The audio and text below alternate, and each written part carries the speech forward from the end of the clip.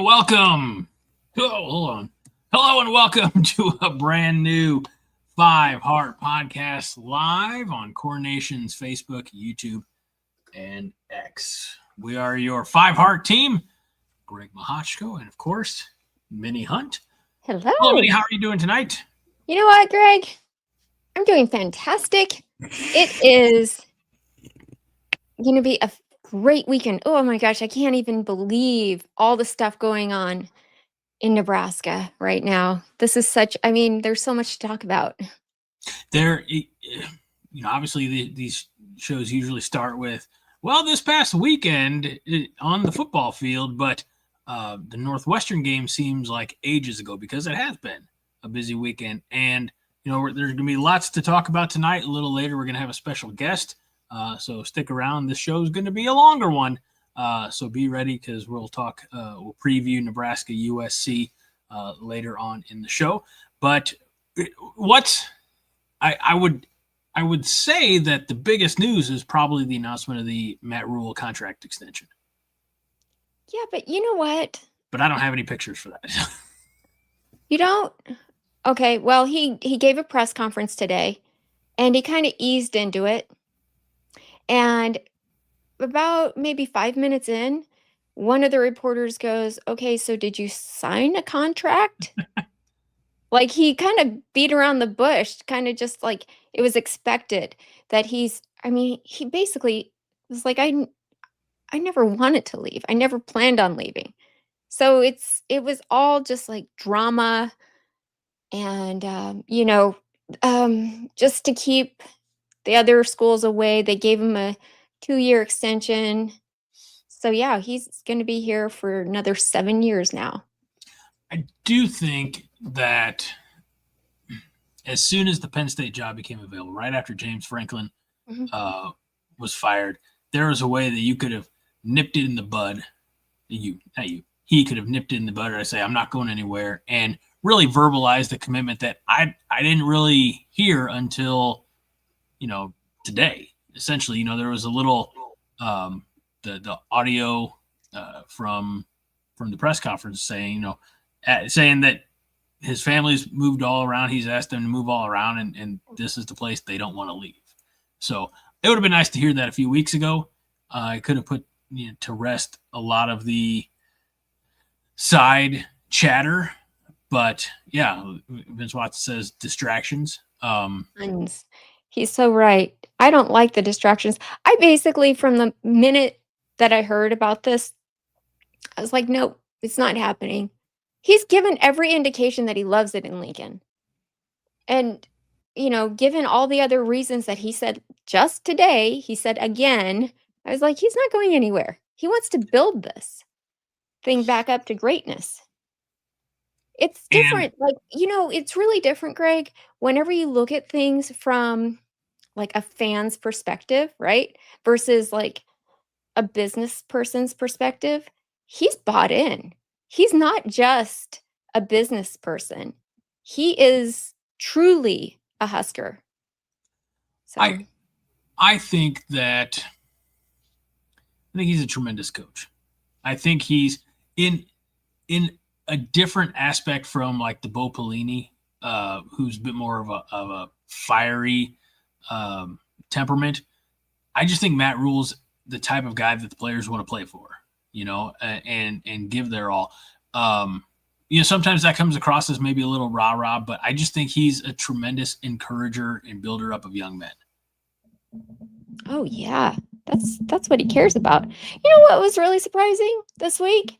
Since we're talking about coaches, you know who else is a really great builder up of young men? John Butler. He almost got teary-eyed this week in a press conference. Just talking about how he's 52. Gosh, 52 is so old.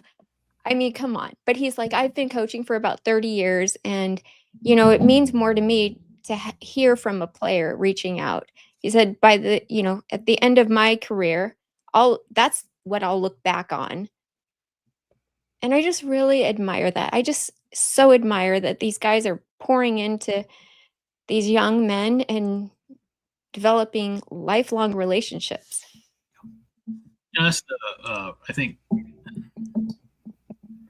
I say this as someone who's never played football, but I've been around the sport and I've played sports, but there's a brotherhood to being out there, being going to war with your brothers that I think gets forgotten about quite often. That these guys are I don't want to necessarily like fully make the military parallels, but if you think of spring ball or winter conditioning as boot camp, and just like you see the progression of how these guys are forged in fire of just going through it together, and so yeah, I definitely think that there's a reason that going back to I guess the end of 2017 with Scott Frost when he was announced as the head coach, that there were so many former Huskers who were there to welcome him after his introductory press conference. A lot of them were past teammates of his because so many of them get it. I think they understand the weight that's on these coaches, that's on these players.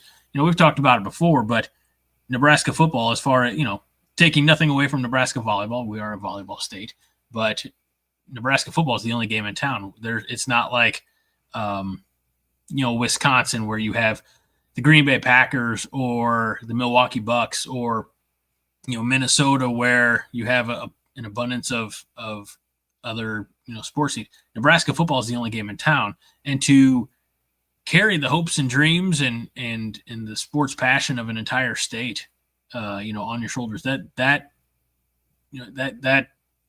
creates a certain unity among these men.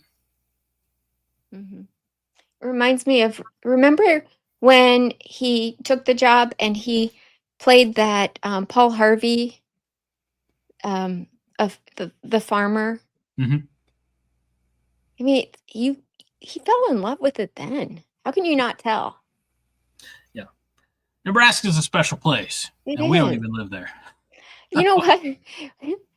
We can romanticize it all we want because we don't live there. I know Nevermind Me was telling me that I needed to pack for cold weather because it can get chilly.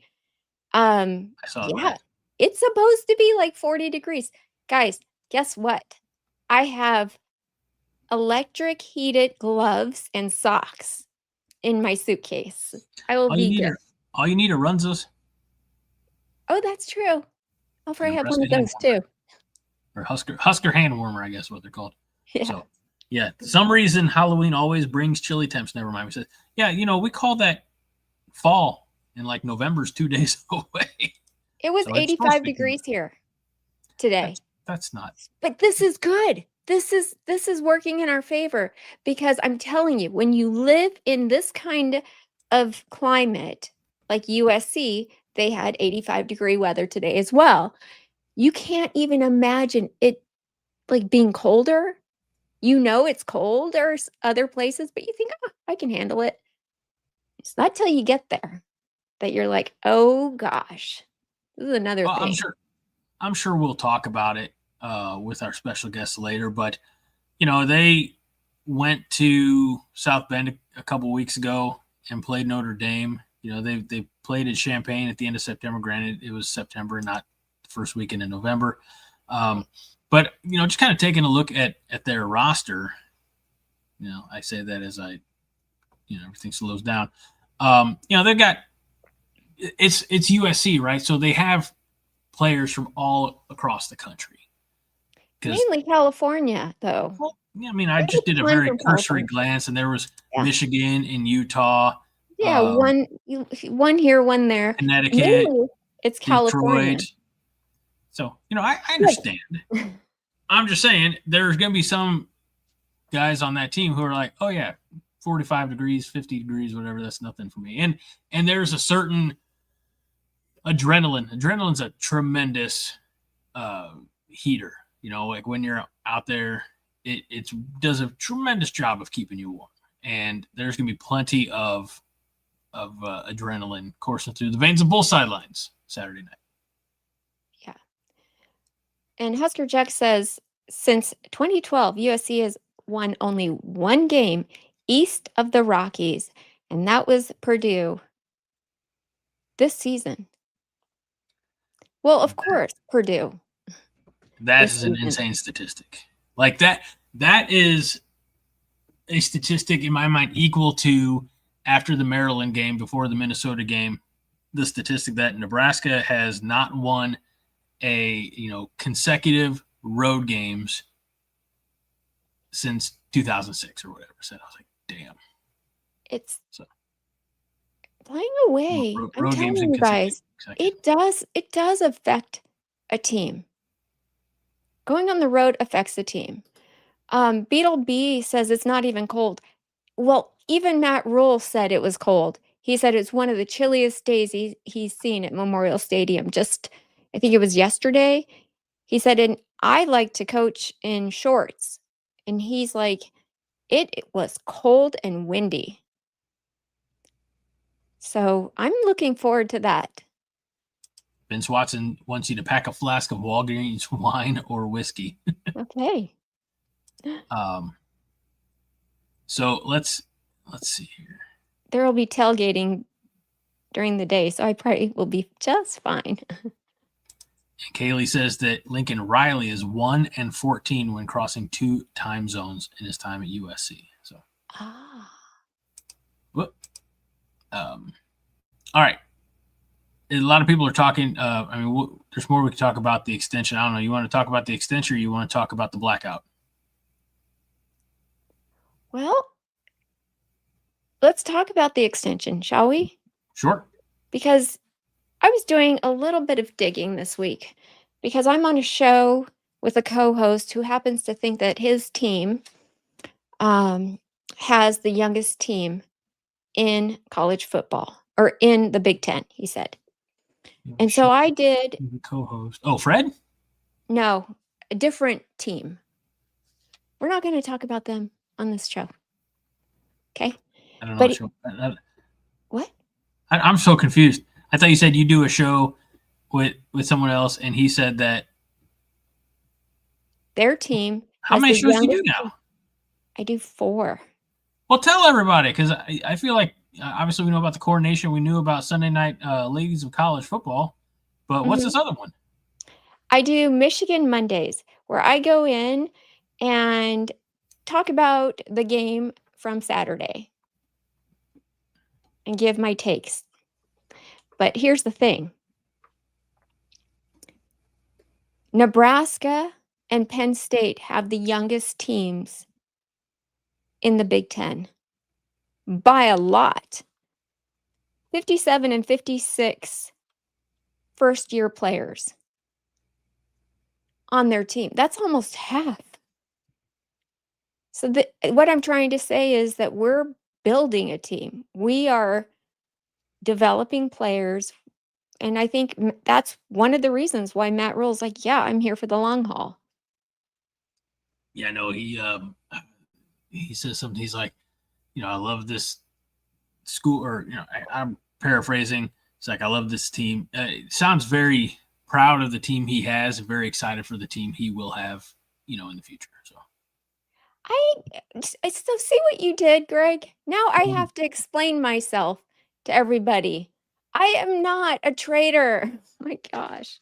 No, I was confused. I wasn't trying to set you up. I didn't know that they would react this way, and yes, I'm not feeding into it. Yes, you did. Mm-hmm. Yes, you did. Mm-hmm. You are a liar. I didn't do this on purpose. Okay. I just thought, I know you have a cult-like following, and just thought that they would want to know where else they can find you. Here's the thing. I like talking about football. So any chance I get, I'm going to talk about football. I don't care which team it is. I watch every game practically on Saturdays. So I just love it. And yeah, if somebody wants to invite me on to talk about football, I will. I make friends, Greg. That's the opposite of me. Nobody asked me to be a guest on their show. I'm not very friendly or personable. Yeah, I know. You're lucky that I'm here with you. Fred says Greg was. Oh, by the way, next week is my 100th show on 5 Heart. That can't be right. It is right. That can't be right. It is right. I counted them all. Because you joined in like mid-December, didn't you? Yes, I did, Greg. But if you'll remember correctly, okay, we've done watch-alongs. We've done, yeah, 100 shows with mainly you. Well, Husker Chuck's keeping track. 100th show and 12,516th interruption. Oh, gosh. Wade's not going to watch and protest. And Vince says that the shorts don't count. No, it's not the shorts. And it's not anything else. It's not maybe Monday the members only. No. It's not Monday nights. It's not the shorts. It's not Husker Talk. I used to do that. Interesting. BFOTS Josh Hansen wants to know if you wear blue in the Michigan show. I wear black or gray. Okay. Gosh. Can we drop this? Yep. Moving on. Should I take a break? Do you guys want me here? No. Well, I mean, no breaks. That would make sure that I was clarified what I was responding no to. So 2-year extension for Matt Rule. The cancellation fee, whatever, went from $5 million to $15 million. And I think a renewed dedication or commitment. I saw, oh crap, I didn't tag it like I should have. Never mind me says, I think the extension will get our team back to focused. I think it's been a huge distraction. Yes. So. Amen. I agree. Once he finally just had that and it just came out in the press conference today, I'm like, thank the Lord, right there. Actually, you know what? Before that, because what they did is they released a video on YouTube, just bam, released a video. And it was like, I don't know, 3 minutes long, 2 minutes long. And it was titled Home. So I clicked on it. And sure enough, Matt Rule is there talking about home, Nebraska. And so I reposted that on X and I'm like, see, everybody, now shut up. And then right after that was this press conference. It's like, man, people are not very quick. I would have thought for sure that would have been the first question asked. I'm honestly surprised that they dropped that video, that home video, before the press conference. I feel like that would have been better to drop after the press conference, but I don't know. They're I'll leave it to their social media department. Yeah. Let's see. Yep. So there's been a lot of talk in the comments about what downtown Lincoln is looking like, and the reason is, it was announced before the season that this weekend is a blackout game, and this is what the football program shared on social media today. And that's not, I got a better picture here, but basically it's, there's a little switch at the top that says blackout. You can see maybe not the best, but it's definitely an aerial view of Memorial Stadium. In the upper left, there is the drones black shirt. And then you can see the end zones, the end in the middle, both the sidelines are black. And that's cool. That's cool. But this one, I know. They are. And it was stated earlier on, Beetle B, a little on the hopefully, avoiding pessimism, says, hopefully they don't kick our butt. Our stadium's going black. Downtown Lincoln's flying black flags. This is a certain amount of dedication that I didn't expect. And they just asked all the fans to wear black. I just I didn't know that they were going to go so far as to change the turf of the stadium. That's awesome. I know. I saw them painting it this morning, and I'm like, is this AI? Did somebody put this out there and it's not true? Yep. Like, would we really do that? And then when I saw the finished product, I'm like, please, Lord, let this be true. And then um, Nebraska football, they've changed everything, everything to black and white. I love it. I love, love, love. I love red. Don't get me wrong, but I love how they're just like going all in on a theme. That's like my favorite thing to do. I saw like Husker flags around out the exterior Memorial Stadium that had been swapped from red to black. And I saw, and of course, the student section has been moved, thankfully. Thank God it's gotten closer to the field.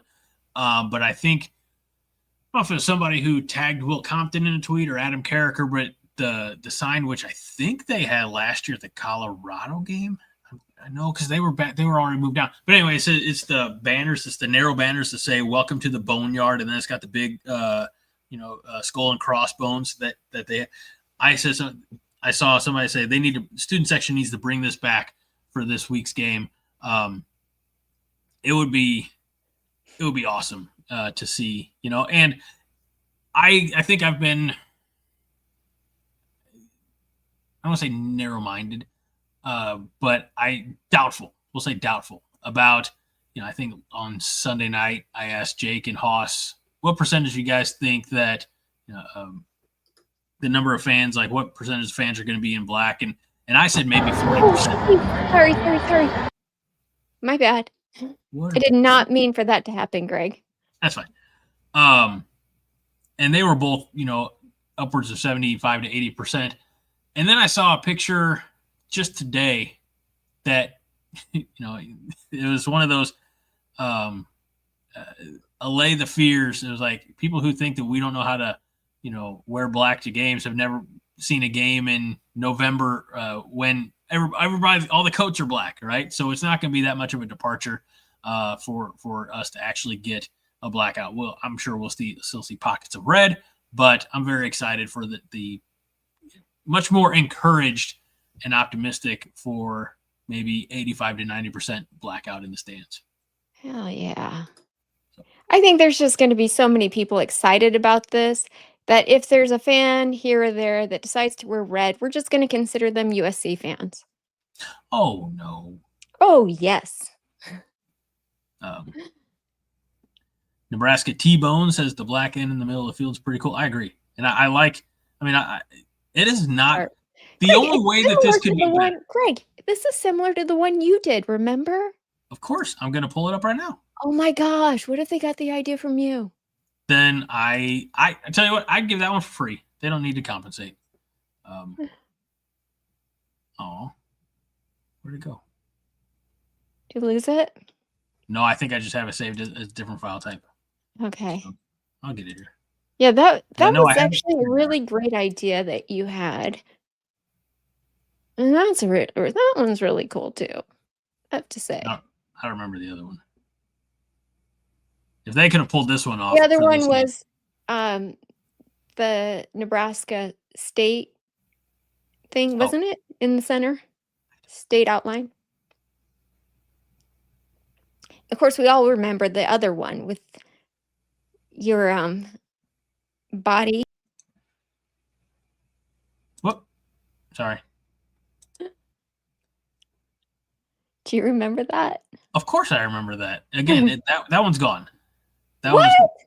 No, it's not. I don't think I have that. I think I have it somewhere. Lord. I should pull it out sometime.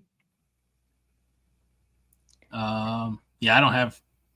I've got my all red one, which nobody liked. But the Boneyard is my favorite. That was excellent. Excellent.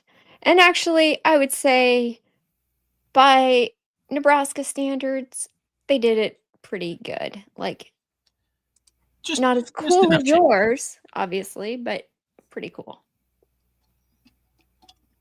I don't think they could go full black turf. That'd be crazy. They couldn't. And to call it welcome to the boneyard like that. I mean, I don't think they could do it. Inside baseball. I Inside did see. baseball. What?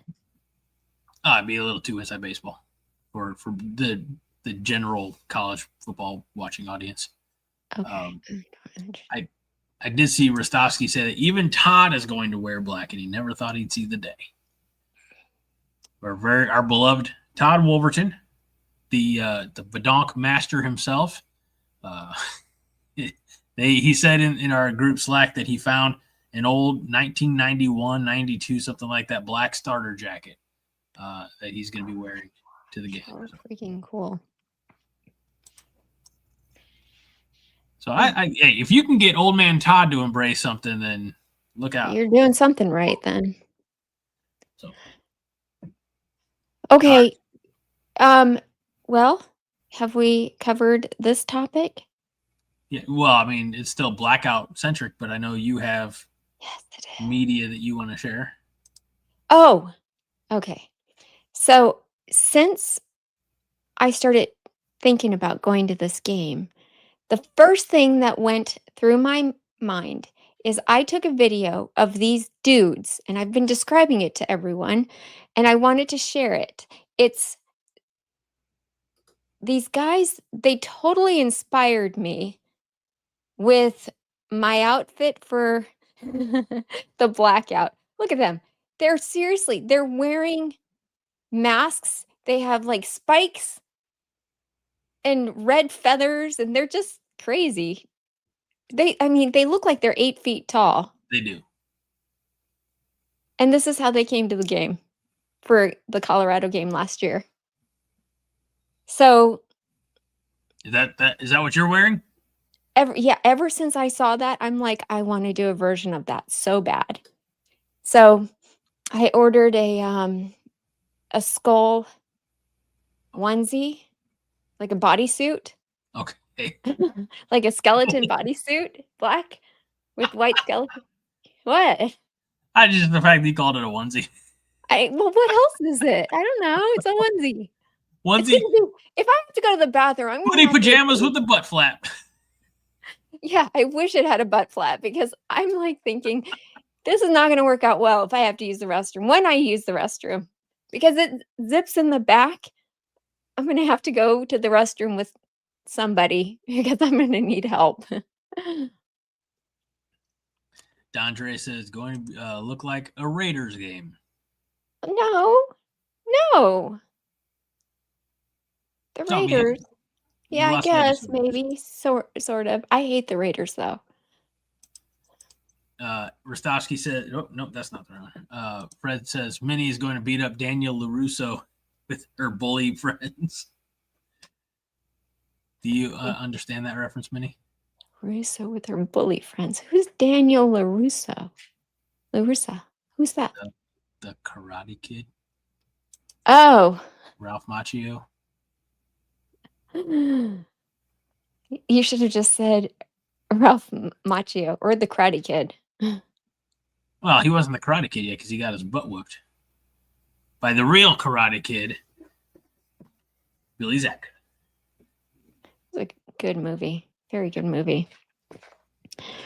Impressed. I'm not entirely sure what Kaylee is responding to with this WTF. Yeah.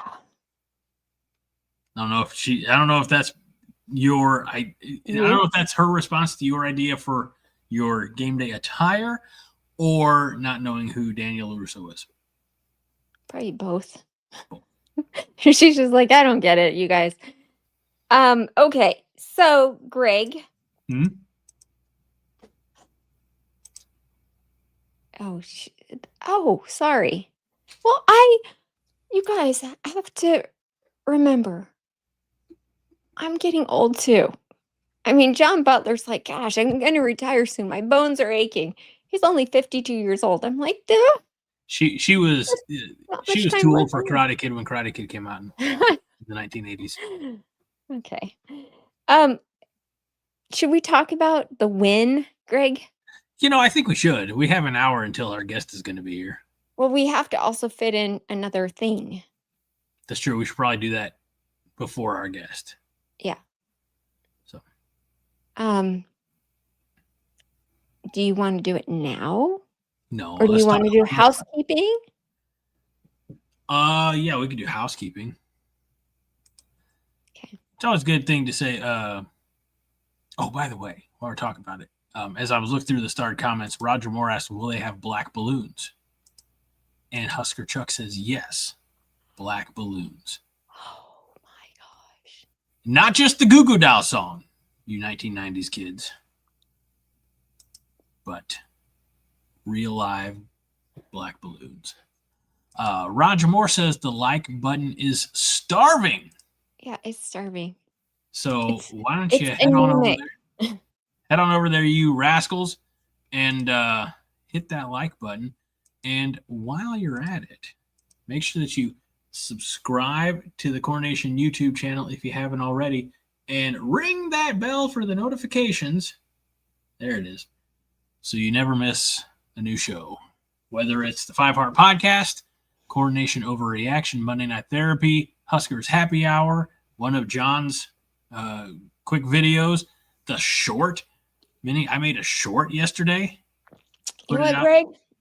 I happened to come across that early this morning, and I'm like, he didn't clear this with me. Oh, I didn't know I had to. Well, you could have at least let me know so I could come prepared with songs with the word black in it. I mean, it would have been great, except I forgot to have my own list. So. Oh, okay. Um, Well, I named the only 4. song that I could think of was Black Betty. Oh, Ram Jam. Yeah. I mentioned Goo Goo Dolls' Black Balloon. In the video, I mentioned Paint It Black by Rolling Stones, Fade to Black by Metallica, Back in Black by AC/DC. I also mentioned Black Dog by Led Zeppelin.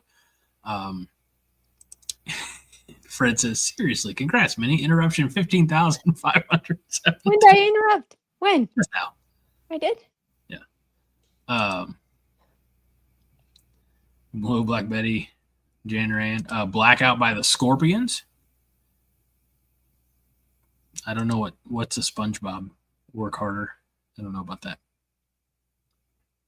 So yeah, if you have, I mean, I don't know how many there are. Honestly, I just knew of 4 that came to mind that inspired the short. Which, by the way, one right over there on location in my basement, right there. So I'd like to see you sitting in front of the fireplace in your rocking chair one day holding a book with your glasses on. I'd be like, peak old man. hello, everyone. Hello, Five Heart family and Coronation friends. Oh, here you go. James Boardman, Blackwater by the Doobie Brothers. Beetle B says, Paint It Black. Fred says, Rolling Stones, Paint It Black is my favorite. I'm sorry, Beetle B says, Back in Black. And Husker Chuck says, whoa, wait, Greg doesn't know SpongeBob. I do. But I just absolutely refuse to watch. I watched a lot of stupid shit in my days, but I can't watch SpongeBob SquarePants. It's too stupid, even for me. Yeah, it's very difficult to watch.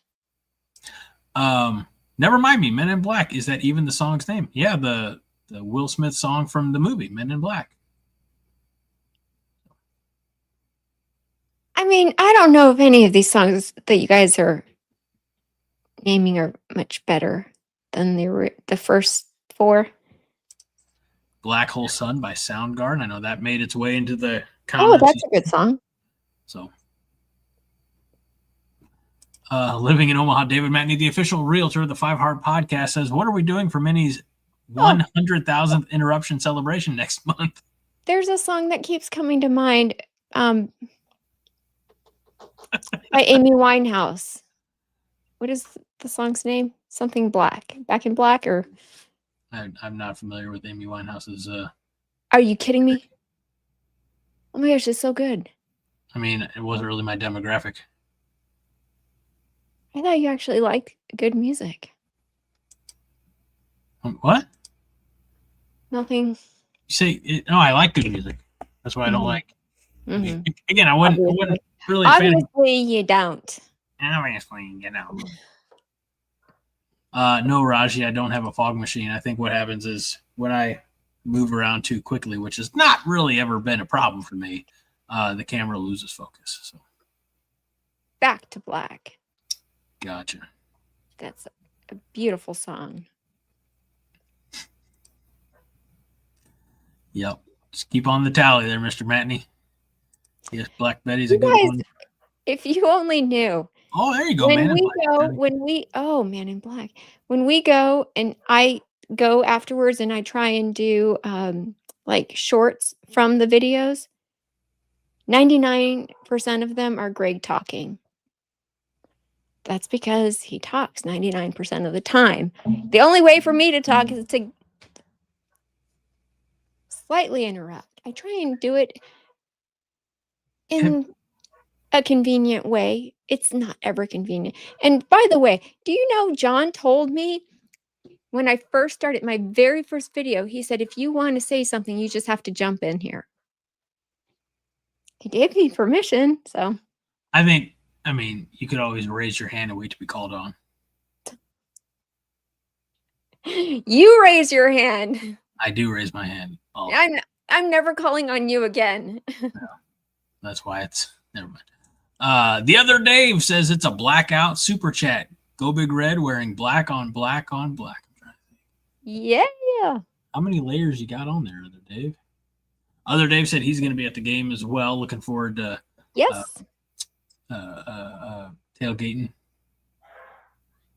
Fade to Black sounds good. Black Dog says Husker Chuck. So there are some quality songs out there with the word black in the title. We appreciate you playing along with us and being a part of that conversation. Now, Minnie,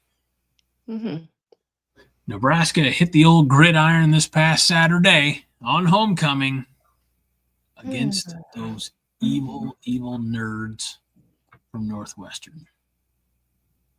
Evil nerds?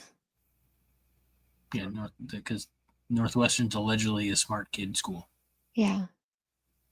I mean, okay, we'll go with evil nerds. Do you know, the name just left me. The actor was shooting the hot dog gun? Larry the Cable Guy? No.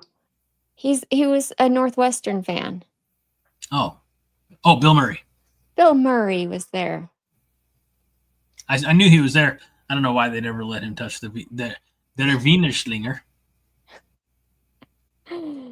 Yeah, that was kind of cool. But that's because Nebraska is a fun place to watch games. Yes. And also had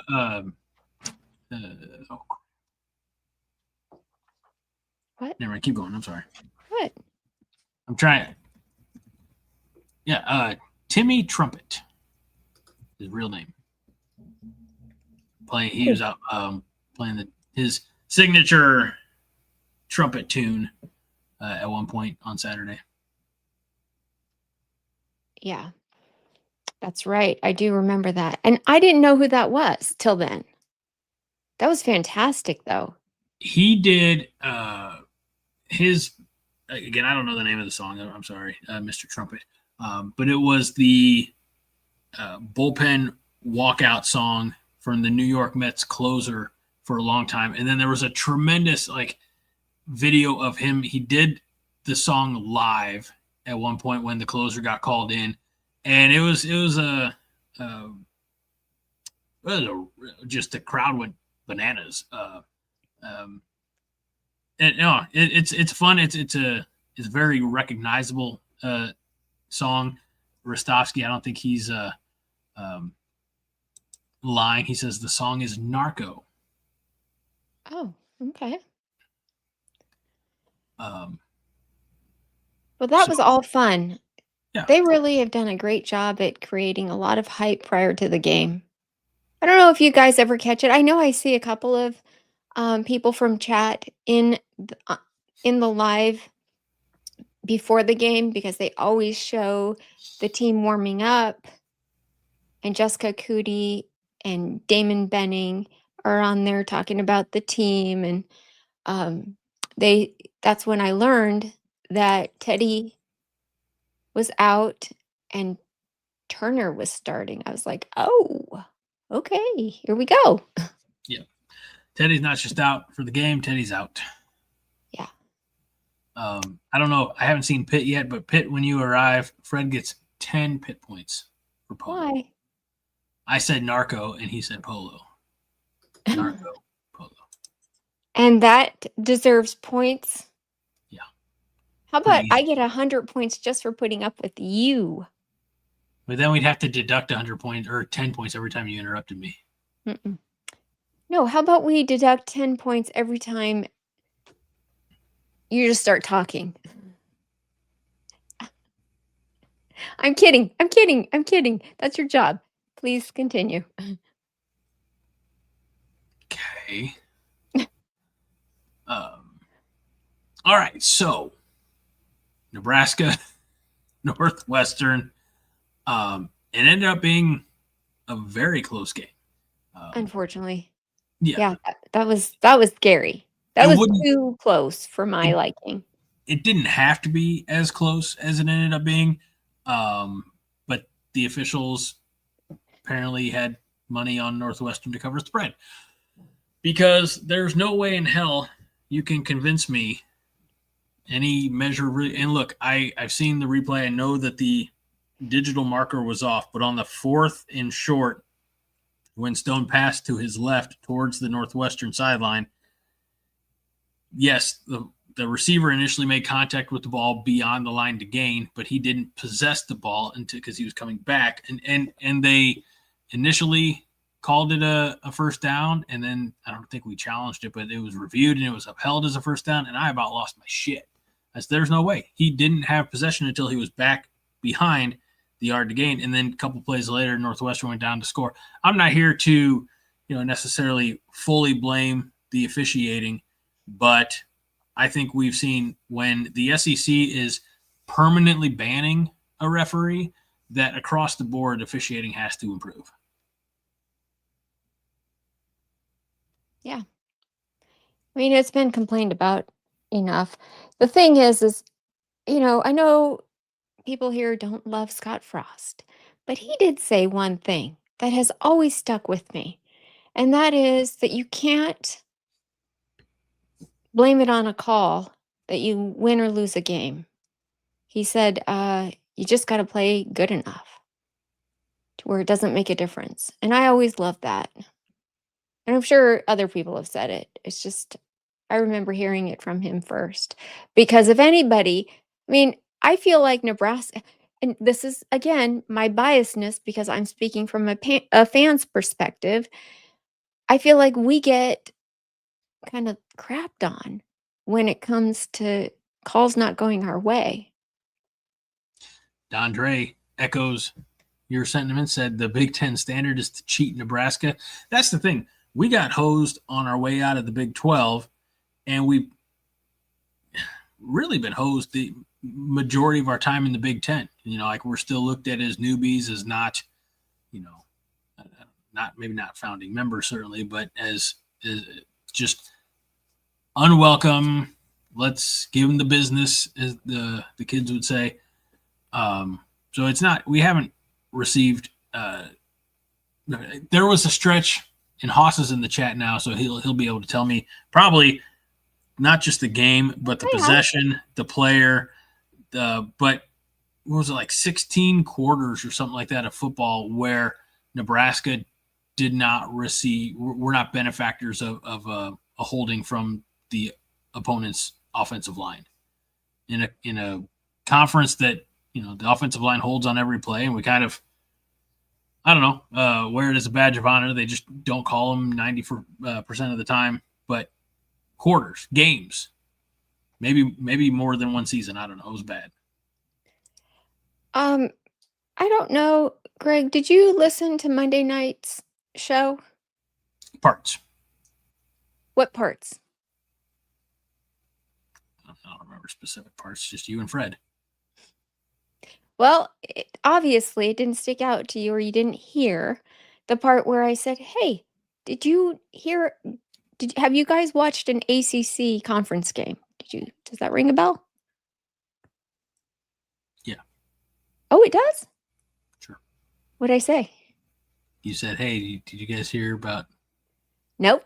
There's more. No, just go ahead. Okay. For the benefit of everybody who wasn't able to tune in on Monday night.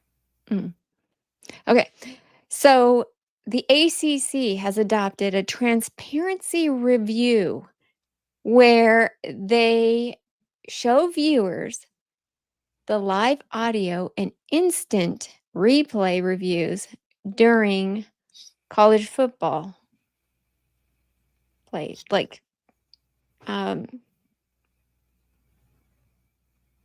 officiating. So you get to hear how everyone decides and makes the call. It's amazing. It leaves all the guesswork from fans out of it because, I mean, let's be honest. Two people can look at the same play and be like, "Oh, that's this, that's that." And, there's going to be, but when they did this, it's like, holy cow. Okay, done. At least you get to see how they came up with that. Right. I love it. It's, I don't know why the Big Ten doesn't do it. Every conference should do it. Because they don't want to show how blatantly some teams are being favored on some calls. Yeah. Haas was here. He corrected me. I said like 16 quarters. Haas said it was 2 full years from Indiana 2016 to Minnesota 2018. It was on Minnesota's first possession of the 2018 game that Nebraska was actually the beneficiary or the benefactor of a holding call against the offense. So that's a long time. Mm-hmm. It is. 2 years. Let's see. So, the game. You watched the game on Saturday. You have no comment about the transparency review? I'm excited that you're as excited about it. Don't you agree that would help with second guessing? And second guessing the officials? Yeah. Oh. Yeah. But again, I also don't know if the Big Ten's ever things like that should either be across the board or not at all. Maybe the ACC starting it, and maybe other conferences will adapt it. But something like that, that type of accountability, we'll say, it should be across the board. We should know what they are discussing, what they are thinking, because we, as fans, we certainly get, the play-by-play guy and the analyst perspectives and their opinions, right. But they are reacting. They don't make the decision. So it'd be nice to hear, the people who are actually making the calls, whether it's, the official on the field, the guy in New York, wherever. And, I saw this, I think it was from an NFL game this past weekend that ended on a questionable call, or not maybe it ended, but had a questionable call on it. But it's just something like there are 50 cameras pointed at the action at any point. You're saying that these 2-3 rough angles are the best we can do. It's definitely an area of improvement for getting the calls right. If Major League Baseball is moving towards the automatic strike zone system or whatever it's called, and Rostovsky or somebody else be able to correct me on that, then we should be able to better judge and identify calls on the field. Well, here's the reality, Greg. Okay. You're leaving it always to human error. You can have the best referees, the best, the most seasoned, the most experienced, the most knowledgeable, the best eyesight, best reflexes, whatever you want to, and they could still get the call wrong because it's human error. Until there's another way to do this, this is the best. I think this is the best way to handle it, is a transparency review. At least it leaves no question in fans' minds and in the because Matt Rule has even said he doesn't understand why certain calls were made. He said that. He goes, yeah, I don't know why they made that call. Nobody gave me an explanation. And, that's something, too, that coaches, even players now at the college level, they are going to the podium after the game and doing a post-game presser. But officials, when the game is over, they just walk, jog off the field to the locker room and change, shower, whatever they do, and get in their cars and drive away. And I definitely am not advocating for, what was it, like in the 1990s, there was such a horrendous showing by the officiating in an NFL game. It was in the Cleveland Browns that like Browns fans were throwing batteries and just chucking things at the officials as they were trying to run off the field. I'm definitely not advocating for that. I want to make sure. But I do think if there are moments that could define a game or change the outcome of a game, then somebody needs to be accountable. And somebody needs to answer the question, why did you come to that conclusion? What did you see that nobody else saw, Yeah. Melissa says Troy Dannon was pissed off. That's exactly what Matt Rule said. He was more worried about calming Troy down because it was insane, the call. And then, but here's another one. JC says, I hope we don't get to a point where we have AI refs. I agree, but what if you use technology to help you, like the transparency review? You can go back and forth between the review room because they have more camera angles than we do, than the TV network does. Yeah, I mean, I don't know if that's necessarily like, I understand what you're saying, that just open communication, but they could be doing that. They could have been doing that for 20 years. As long as replays and reviews and things like that have existed, they could have, had it to where there was some level of communication to the public why this call was being made. As far as technology, I mean, I know somebody said bring back chain gangs. I know, a couple of years back, of course, Minnie, you would have appreciated being on a chain gang. But unless you're putting geo trackers in the football that can, get to the nano inch to see if, if the nose of the football actually It broke should the be play. done. Yes. But I just don't know how you'd have to put them in the entire, like all around the football, because couldn't put it on one nose and not the other. Greg, they're smarter people than us that Sure. know technology, that know how to do that. It can be done. There are not that many people. I just got a car, by the way. I just got a car that can drive itself. It drives better than I drive. I just type in an address and hit go, and it drives in rush hour traffic way better than I can drive. So I know for a fact that they can develop a football that does that. I don't trust technology that much to drive me around. I wouldn't either, but it's way better. I promise you. It's amazing how good it is. Rostowski says the NFL has 2 chips in the balls, or in each ball. So I'm not going to, Fred. I'll never say it again. And I apologize that I said it at all. I was just saying, just for fun, just for jokes, for entertainment purposes. I didn't really mean it.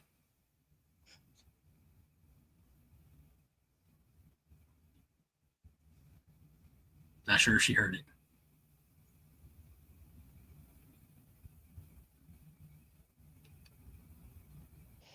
Minnie? What? I don't know. You got very quiet there for a minute. I don't know. What do you want from me? I don't know. Why are you guys so quiet?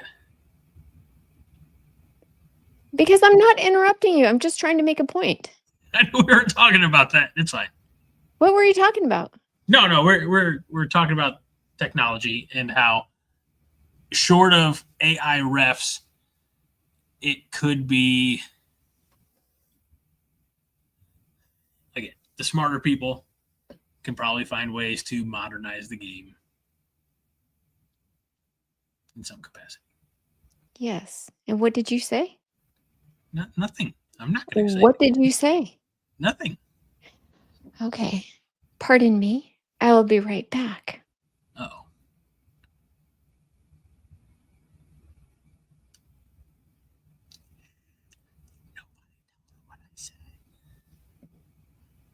She's going to go back and rewatch it. I'll hear about it later. And again, I want to say, I said it just for entertainment purposes only. Backpedaling like one of our offensive linemen throwing a lookout block. Buddy, trying to keep the peace. Make a few jokes here and there. You got to delete the whole file. I know. She will never. You're right. Well, it's been fun. Made it. It had a good run. I'm going to be code 0. I'm going to be shuffled off the show. All right. So I can't help but laugh at the comments. I appreciate you all are just saying your farewells. This is you're eulogizing me at this point. Hey, how about that Kenneth Williams, huh? Oh, he's got some speed. 95-yard. Really, Greg? What? Uh-huh. Now I understand. What? Why don't you tell the rest of Corn Nation what you think about women drivers, huh?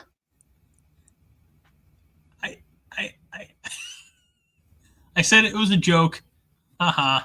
Oh, yeah, you're so funny. You really Right. disappeared to go watch that part. Yes, I did, because I'm like, what did I miss? Everyone's like, oh, you did it. I'm like, what did I miss? I missed something.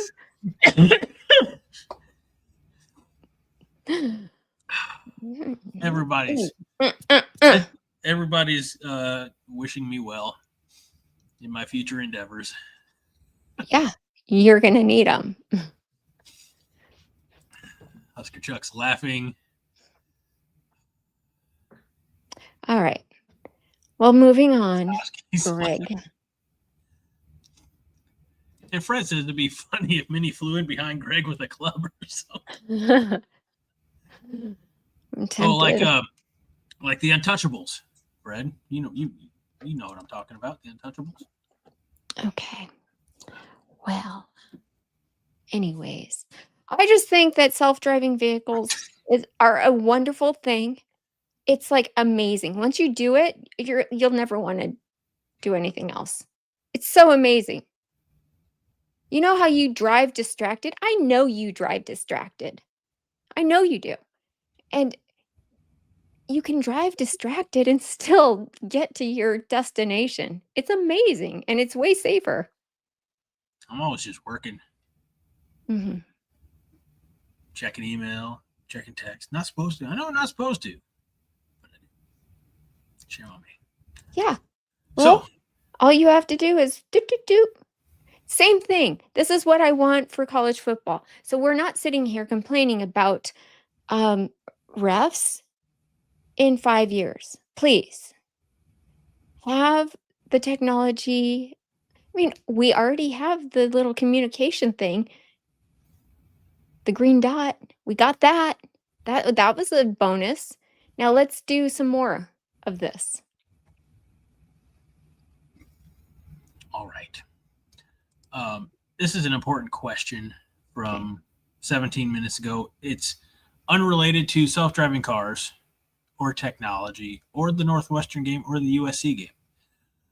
But living in Omaha, David Matney, the official realtor of the 5 Heart Podcast, wants to know, are we getting a 5 Heart Theater tonight, or do we have to suffer another week of 5 Heart Theater deprivation? Or Oh, you poor maybe thing. maybe because it's Halloween Eve. He says threater, threater. Learn spell. But yes, you're gonna get one. I don't know what it looks like yet, but I'm in it, and it should be fun. It is going to be a really good one. You can imagine. We need to do that probably at 10:15. Okay. So we'll do it at 10:15. So okay, should we wrap up the Northwestern game first? Well, we barely talked about the Northwestern. We got talking about officiating, and then next thing I know, I'm making generalized comments about particular demographic. You are lucky, Greg. You're lucky that Kaylee and Melissa probably don't listen to anything you say. That's not true. I think, look, if they're still here. And Katie and Megan McKinley and my co-host for Sunday nights, Doreen. Well, I don't know about Doreen, but I'm sure that Kaylee, Melissa, Katie, Mackenzie probably all agree with me. Are you kidding? Here's the problem I have. And I don't know. I cannot believe we're going back down this road again. Let's not. We don't have time for it. Okay. But Melissa's here. Hi, Melissa. Maybe you should take it back, Greg. Hmm? Maybe you should take it back. Nah, it's fine. I said it was all for entertainment purposes only. So how do women drive, Greg? I'm probably fine. I mean, I did have one back into me when I was stopped at a red light before, so. Yeah. I didn't see you there. You know what? Come to think of it, I think every time I've been hit has been by a woman too. Melissa wants to know, why do men pay more on insurance? Because they drive wild. I'm not going to answer that question. They drive their cars. What is it? Ride them hard and put them up wet. Isn't that a saying? That's how guys drive. I'm trying to behave and not let my intrusive thoughts win. Okay. I was looking for my notes on Northwestern. I misplaced them. So we're going to have to go by memory. Oh, it's taking every bit of me to not answer that question, Melissa. All right. Well, here's what I know. Nebraska handled business against Northwestern on Saturday, winning 28-21 and becoming bowl eligible for the second straight year. And it never used to be a thing where we'd brag about being bowl eligible for the second straight year, but then we went 8 years without being bowl eligible. A long time. Yeah. We need it. We need to brag. Let's brag a little. Oh, wonder what bowl we'll go to this year. Which one do you think we should go to? Depends on how many more games we win. Okay. Do we want to dream about this right now, or do we just want to just say, yeah, we're there? The problem is I can't remember all the bowl games. Yeah. Like Joel Tilson says that 10-2 is still possible. 100%. Mathematically right. And we've said before that if this team plays to their potential, which we haven't seen yet, anything is possible. Yeah. But we can't. The Mayo Bowl. The Mayo Bowl. The Duke's Mayo Bowl? No, can't do that. I could go there. Where's the Duke Mayo Bowl? In Charlotte or in Raleigh. Where's the do they still have the Fiesta Bowl? Yeah, they do. It's here. I think. Yeah, it is. Rostovsky says that Tampa, Nashville, or Charlotte are the most likely in our current situation. Oh, if we win a couple more, he means. That's a good point. Matt Rule would hate being covered in mayonnaise in Charlotte, where they ran him out of town in Carolina. Yeah. But at least we get to go to a bowl game. Maybe I'll go this year if it's closer. Not in New York. New York in the end of July, the end of December. Yeah. That would be fun. No, I don't want to do that. Please. Although it was entertainment. It was a good bowl game because it was entertaining. I loved it because of the mud sliding, mud wrestling. That was entertainment. Gary Pierce says the Rate Bowl against the Big 12 opponent in Phoenix. Well, that'd be right up your alley. Oh, yeah. I already said if we ever get a bowl game here in Phoenix, I will host a party. And I do mean it. Everybody's welcome. Yeah. Husker fans. There's 419 people watching this right now. That's fine. Everybody show up. Walgreens clearance wine will be served to all. It would have to be clearance wine. Or it'd have to be like Costco bulk brandy or something. I don't know. Mm-hmm. All right. So, I mean, I think there's plenty to talk about from the game.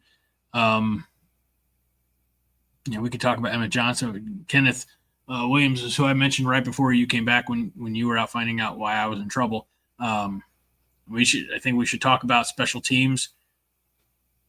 We had another nice special teams day. Kenneth Williams finished with 124 yards on returns, and of course, the longest being the touchdown, the 95-yarder. Isaiah Mosey had a return as well when they realized, maybe we shouldn't kick to Kenneth Williams. I don't know. Just seemed all in all, Archie got good legs on the punts, averaging 55-plus yards per punt. I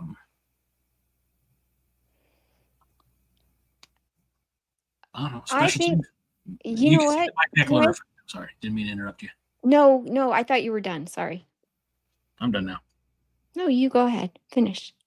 I just say you could just see the Mike Ekeler effect. Yeah. That is for sure. He has taken what was our Achilles heel, if you will, from last year. All last year. Not just like a portion of it, the entire season. And turned it into something that we look forward to as Husker fans to watch. We're like, how's this one going to play out? How are we going to get wowed by this play?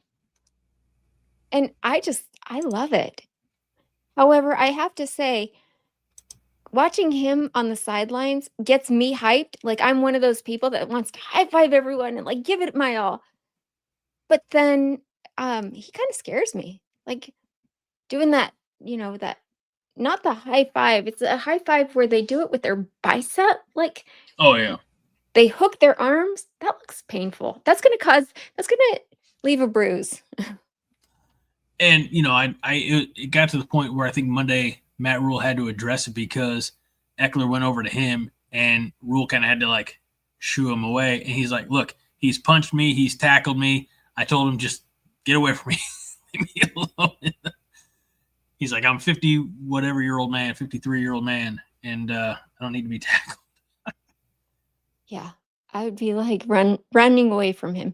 Although you have to be just as excited as he is. I mean, come on. Yeah. That is so cool to watch these players just perform in that way where they're killing it in something we haven't seen in a long, long time. And Melissa reminds us that special teams has actually won 3 games for us. Yep.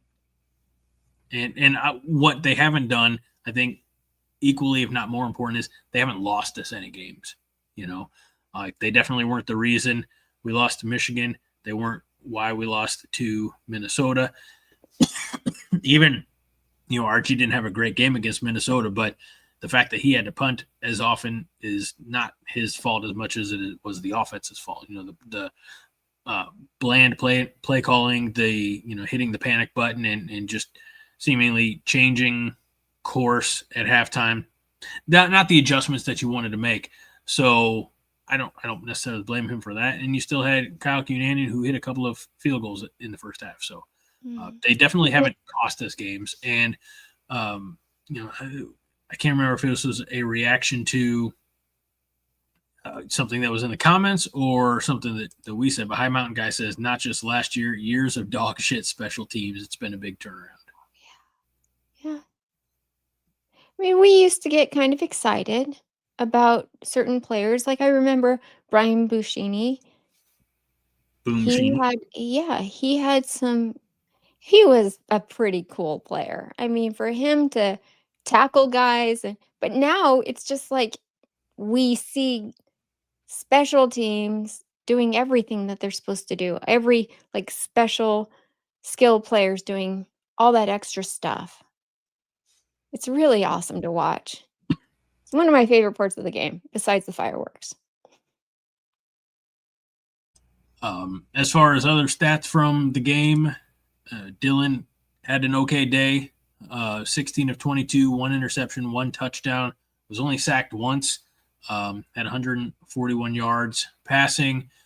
Emmett Johnson, we talked about, 27 carries, 130 gain, but did lose 6 yards, so 124 net, 2 touchdowns. And he is having such a season that I thought I had the graphic up here. I don't. I'm going to need a moment. But with the blackout this weekend, this was sent to me by BFOTS Josh Hansen. It's processing. I mean, come on now. It's beautiful. Yeah, look, I'm not a huge fan of AI art, but and this just says, and this is Cornhuskers AI. So it's a dedicated page or whatever to Nebraska specific, excuse me, AI artwork. But Emmett Johnson, the black flag, the N in the bat signal, bats in the sky. Good work. He's going to be the Dark Knight on Saturday. So with what his workload's going to look like. It'll be a good time.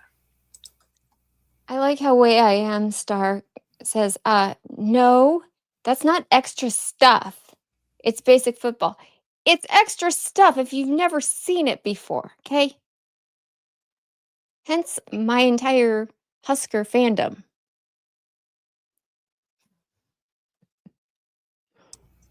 I can't shake this cough. Are you okay? Yeah, it's like a tickle. Something. Oh, like it gets dry or something? Yeah, probably because I talk too much. No, it isn't. Yeah, it could be. Greg, I was giving you a hard time. I'm sorry. No, it's fine. That was me. A self-awareness statement more than a No, you don't. I'm glad that you talk as much as you do. Yes. All right. It's time, Minnie. Should we prepare for the thing? Oh shit, she's left. Okay. Only because I need extra time to prepare. Damn, how much time do you need? Oh shit. Okay. Before we bring on our special guest, we're going to housekeeping. Thank you, Roger. I mean, we talked a little bit about making sure that you like, subscribe. Hold on. It's gonna be fun. I'll never get to do it. Here we go. As a reminder, make sure you like the video, subscribe to the Coordination YouTube channel, ring that bell for notifications so you never miss a new episode. John Dam Johnston, doggone it. Our founder, our fearless leader, has 3 books. This is the only one that I've read. It's the only one I have a graphic of. It's Been Dead, Never Been to Europe, My Recovery from the Widowmaker Heart Attack, and the Brain Injury That Came With It. You can get them all on Amazon, and make sure that if you haven't yet, you go subscribe to John's hardcore college football history YouTube channel is definitely not just Nebraska. It's all of college football. It's a great channel. It's a great resource. It's a lot of fun. It's it's time. All right. I don't know where she is. Let's do the thing. Oh my God. Let's do the thing. Y'all asked for it. Matinee, I blame you.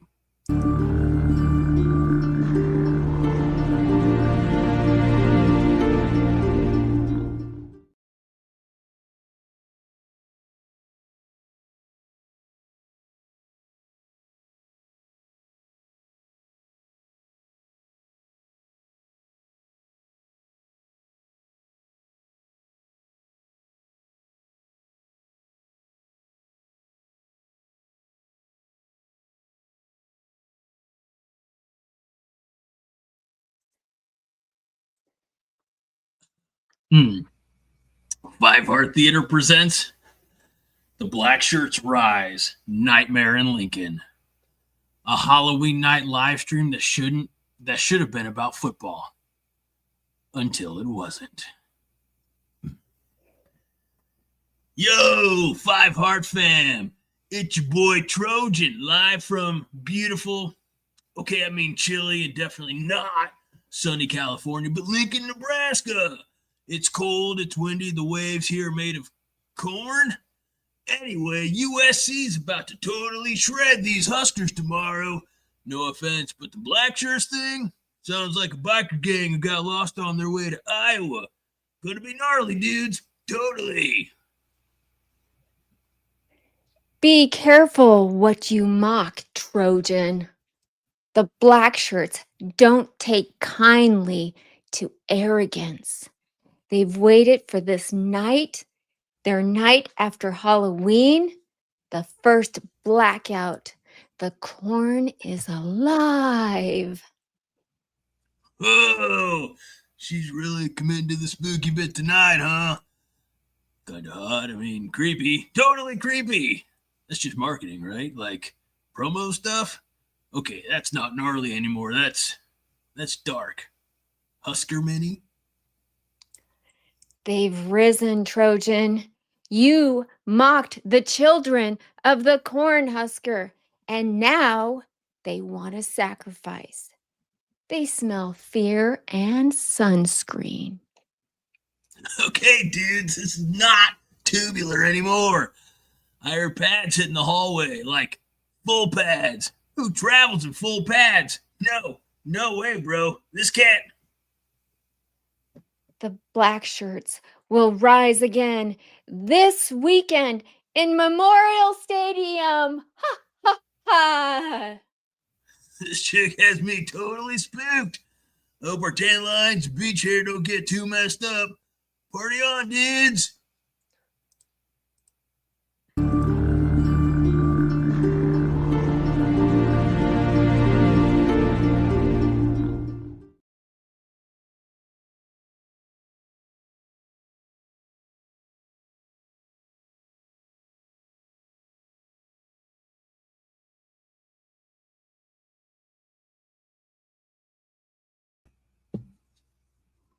Well, that was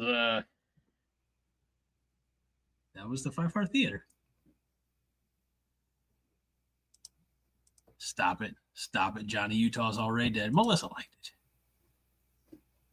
Tedrick wants to know. What's up, Orson? Tedrick wants to know if that's Minnie, is that what you're wearing to the game? No. Okay. No, I have another costume. Living in Omaha, David Maddie, the official realtor of the Five Heart Podcast, says another amazing show. And that was a quick change, Greg. Thank you. Thank you. Quick buzz. It's not. Can't unsee this. You're welcome. Gary Busey versus the Red Woman from Game of Thrones. Checking this off my bucket list. From Dusk Till Dawn. Johnny Utah rolling over in his grave because Greg's killed. Totally. I'm not gonna read that one, Fred. The Greeks won the war. Which war are you talking about? But ooh, the Trojans? The Trojan War, yeah. Greeks totally won the war. Homer's Iliad, if you're unfamiliar. Where's my pizza, dude? Way I Am is not, I don't think, terribly familiar with Five Heart Theater. Yes, it's a little something we started last season because we have some interesting characters in college football. We do. Sweet Tap Dancing Jesus. What Fred said. Rostowski said Point Break, and Fred says more like Point Blank. Husker Chuck not ready for that. I wanted it to be a lot more spookier, but it would have taken so much time to get into all the costume that I wanted to wear. We did have, I played the music and then I ducked us both off screen. Husker Chuck says slow start. Fred says best one yet, and Rostowski thought it was just us or just them. Best start ever. So, lots of fun. Well, Saturday night, I expect we'll see some pretty fun, contrasts like that. I mean, I think the USC fans that travel won't be quite like your character was, Greg. But I think that, there's going to be a lot of fans that get into the blackout and just kind of go all out. Especially girls. I hope so. Did you see at the Northwestern game we were talking about T-Rexes last week, and there were 3 T-Rex costumes. I don't know if I remember seeing them. It's a very popular costume. Those like the inflatable ones, right? No, like the full. Yes, I mean I don't think it was inflatable. Oh. I think it was like a plastic of some sort. No, I don't know. Husker Chuck says this is our version of SEC shorts. Yeah. If only we were that powerful. Oh, look who's joined us. So, Fred, by the way, says breaking. Matt Rule saw this, paid his $15 million buyout, and just left Lincoln. He paid his own. Should we bring our buddy on? Yes, we should. Do it. Okay. Let's see here.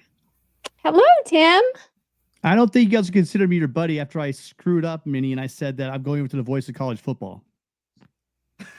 So what did you do? I was on a live stream just now, and I told everyone to join me, but I gave them the darn wrong. Oh, channel. darn it! My bad. Gosh darn it!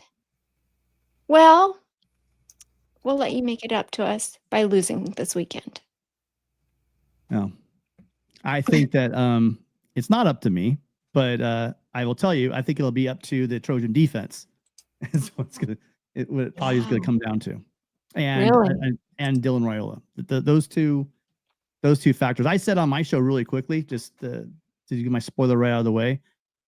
I said on Connor Hayden's show, Corn Craze, I told him earlier today, I said, if USC rushes for 150 yards and holds Nebraska to under 150, I think USC wins the game. You reverse that, Johnson runs for 150, and USC rushes for under 150.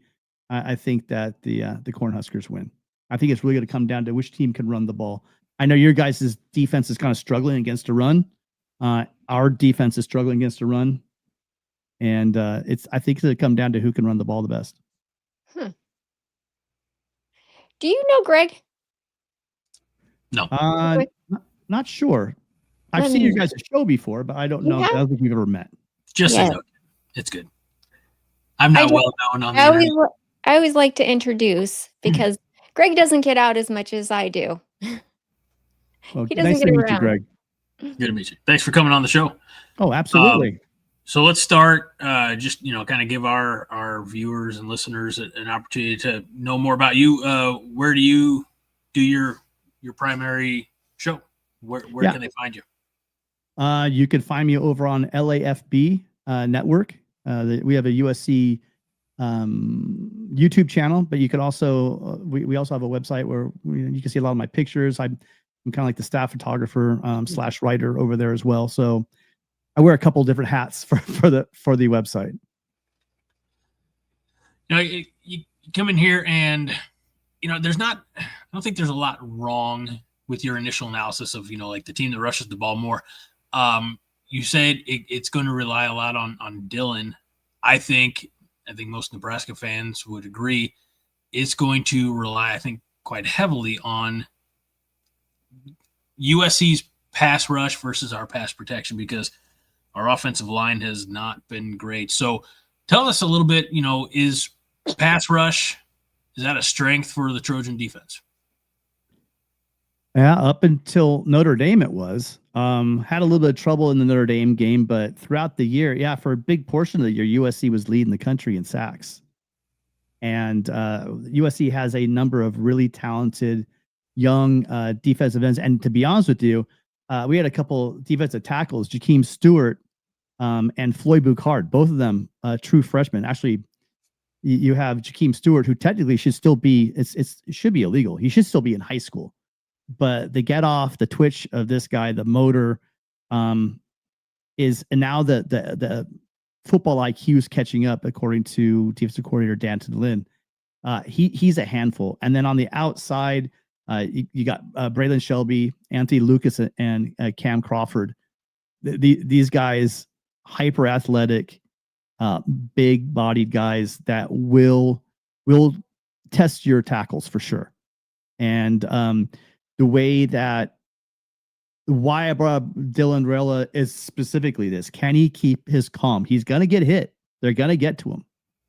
Does he get rattled? Some quarterbacks don't, some do. I have to say that I kind of saw, I think this part of the season, because Dylan's getting hit so much, it kind of reminded me last year.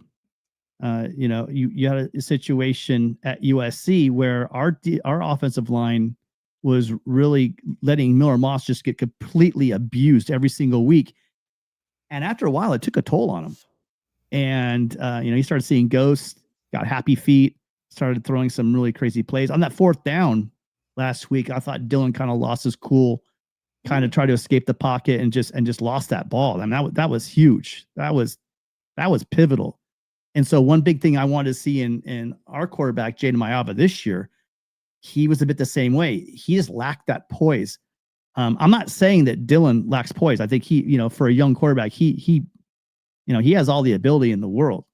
But can he keep his cool against this? Well, can USC get that pressure?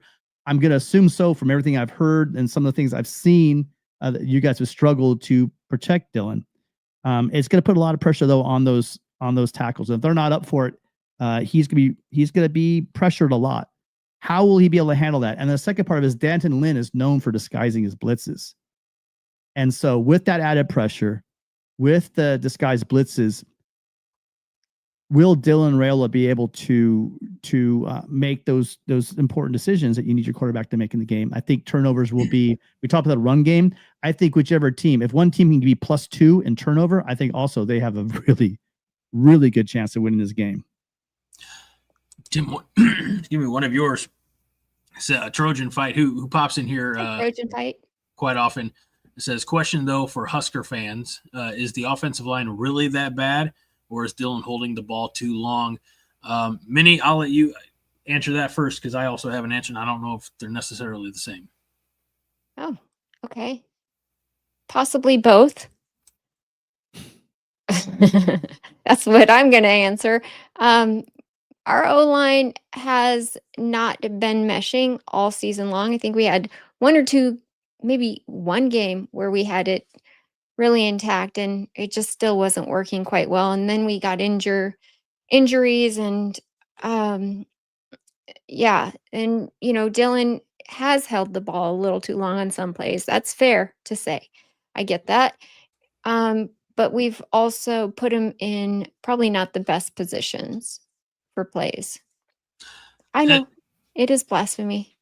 No, I was actually going to say everything that you said. Talking about our offensive line, we've had to shuffle some things around. Our right tackle got injured. He's out for the season now with another ACL injury. Our left tackle is inconsistent and kind of dumb at times, makes a lot of mental mistakes. Then you talk about Dylan holding on to the ball too long, and part of that is the play call. For whatever reason, Dana Holgorsen likes to dial up a lot of deep balls that we just don't have the protection to be able to keep Dylan clean in those instances. We need smarter play calling, shorter passes, slants, go routes, things like that, play to maybe not play to our strengths necessarily, but don't play into our weaknesses. So I think it's Trojan fight. I think it's a combination of those and some of the play call that we've had. Great question. Isn't your offensive line, didn't you guys just have some injuries? I know you had your 2 running backs injured, and then you have King Miller, who's like the 3rd string, who's actually really good. But didn't you also have offensive tackles? Yeah, well, King Miller is actually our 4th string running back. He's a walk-on, but he won't be a walk-on for long. He's been a pleasant surprise, just like his brother. So they will be scholarship players very soon.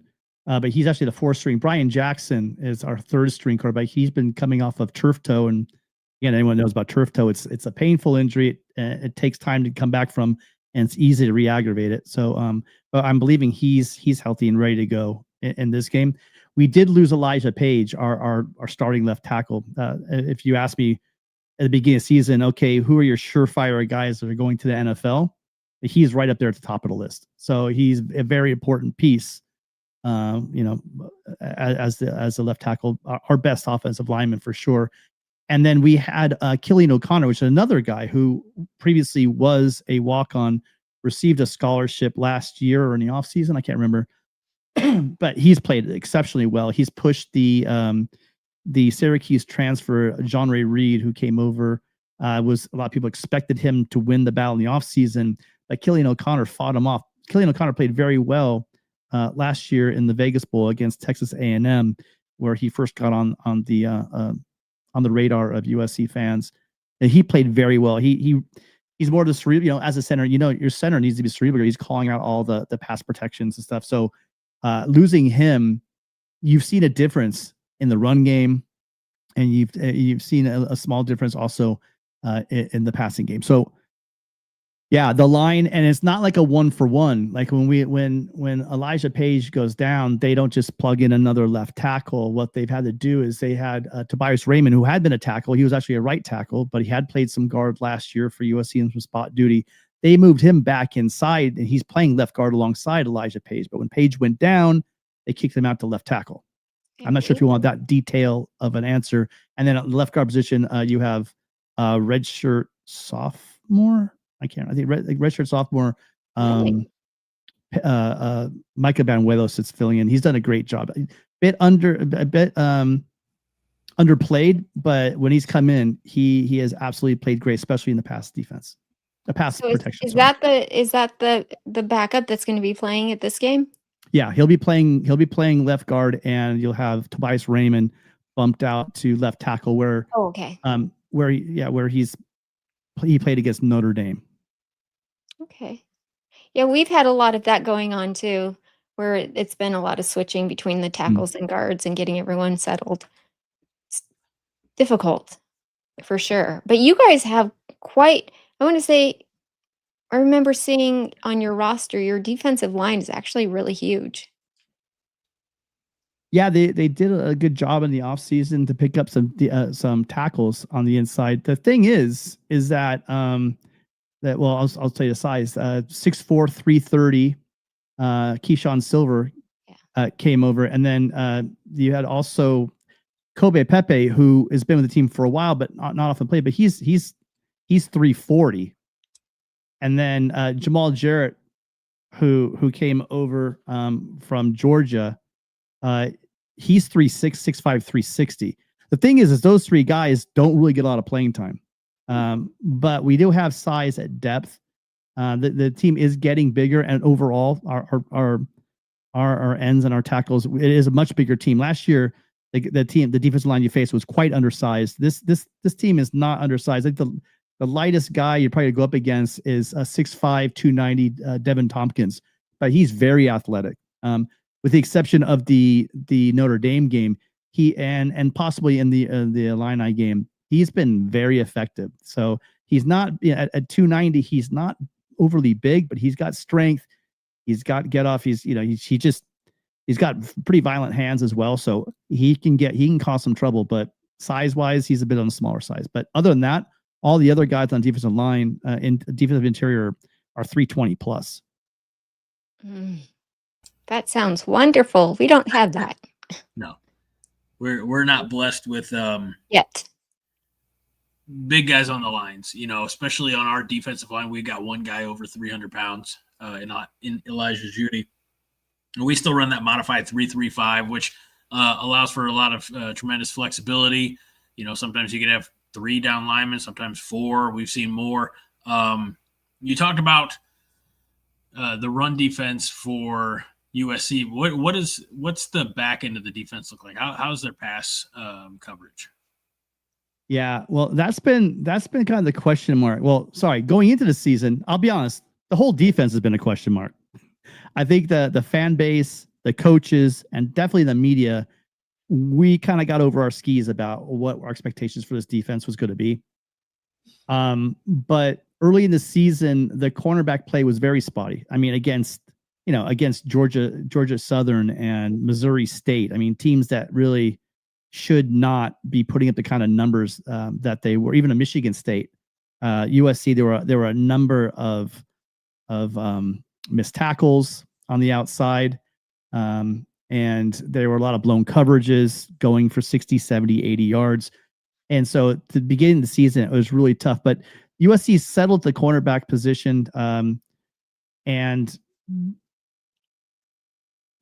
so you have on one side you have DeCarlos Nicholson, who's a converted quarterback, and he's played quite well. He's a tall, rangy guy, and I mean of all the corners, he's played the best. Then you have on the other side you have Marcellus Williams. He's a younger guy, but he's again each rep he gets, he's getting better and better. Both are really good at tackling.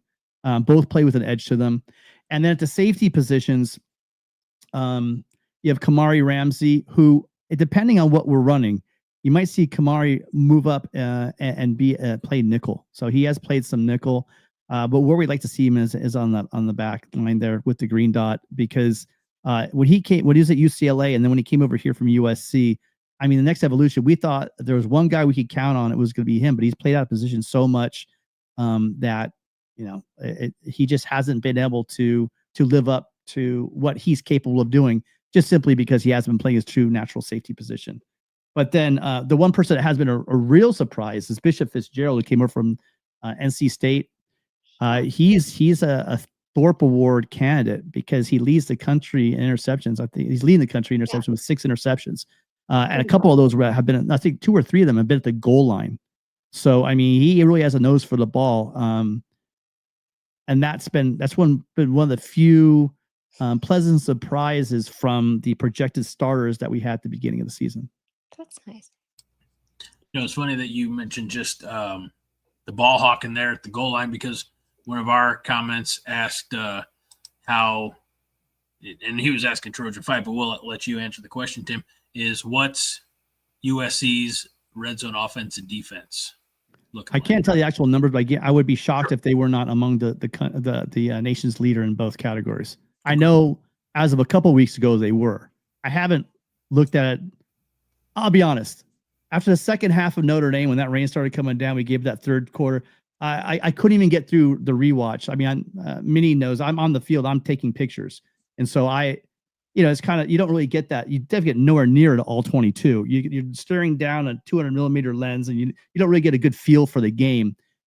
I watched the first half of that Notre Dame game, and I just haven't had the stomach to watch the second half because I know the end. Spoiler, I know how it ends.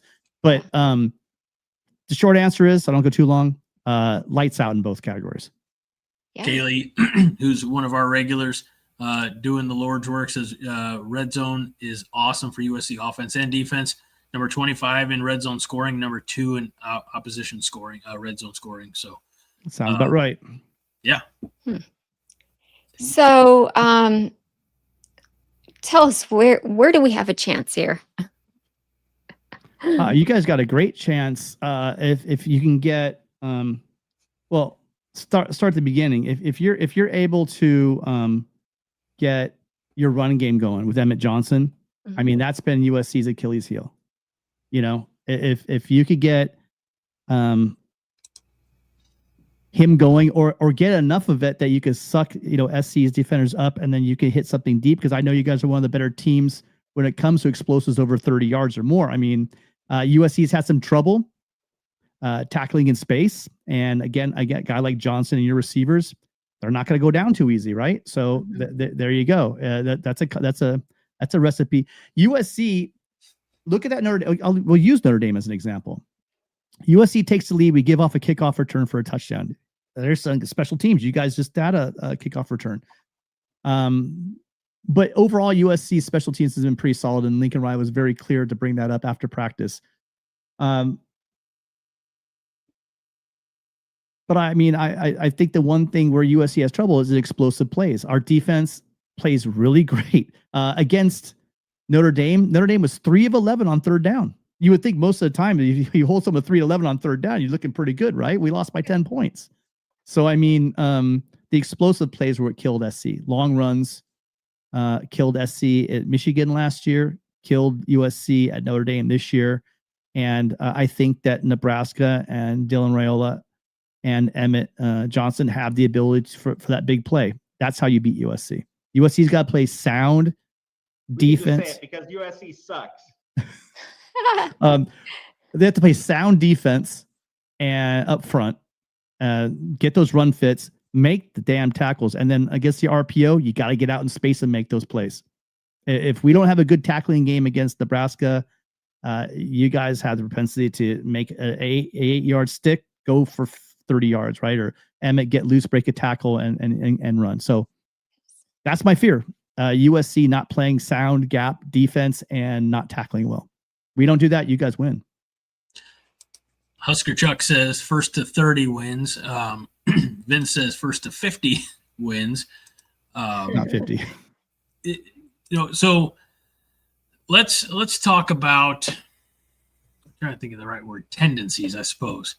I was informed earlier in this show that USC has only one win east of the Rockies since 2016 or something. It was earlier this year against Purdue. Now, obviously, most of that time you weren't playing a lot of football east of the Rockies, just because it was largely, in the pack. I mean, let's talk about that. What are your thoughts of joining the Big Ten and the dissolving of the Pac-12? I'm gonna be really blunt. I'm gonna piss off some fans, and don't worry, it won't be Husker fans, because I gotta admit, reason why I'm so eager to go.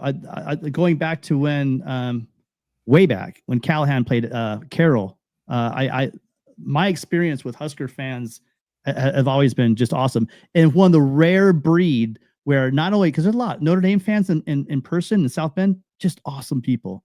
I went to Michigan, just awesome people. When I went to Ohio State, okay, well, that's where it stops. Ohio State, no matter what, is just horrible. But I will tell you that Nebraska fans, are just super awesome. So meeting, just my experience with that is great. I just can't, and I'm excited. I'm so Minnie, I'm not going to make it out there. Bummer. This was a venue. Memorial Stadium was a venue. Oh my God, a blackout. I could have gone to a blackout in Memorial Stadium. If I knew this, I would not have, thrown all my money at Notre Dame and my other road game. I would have made sure I got to this road game. Yeah, they didn't let us know till the last minute. That's why I'm staying for 2 days, 3 days.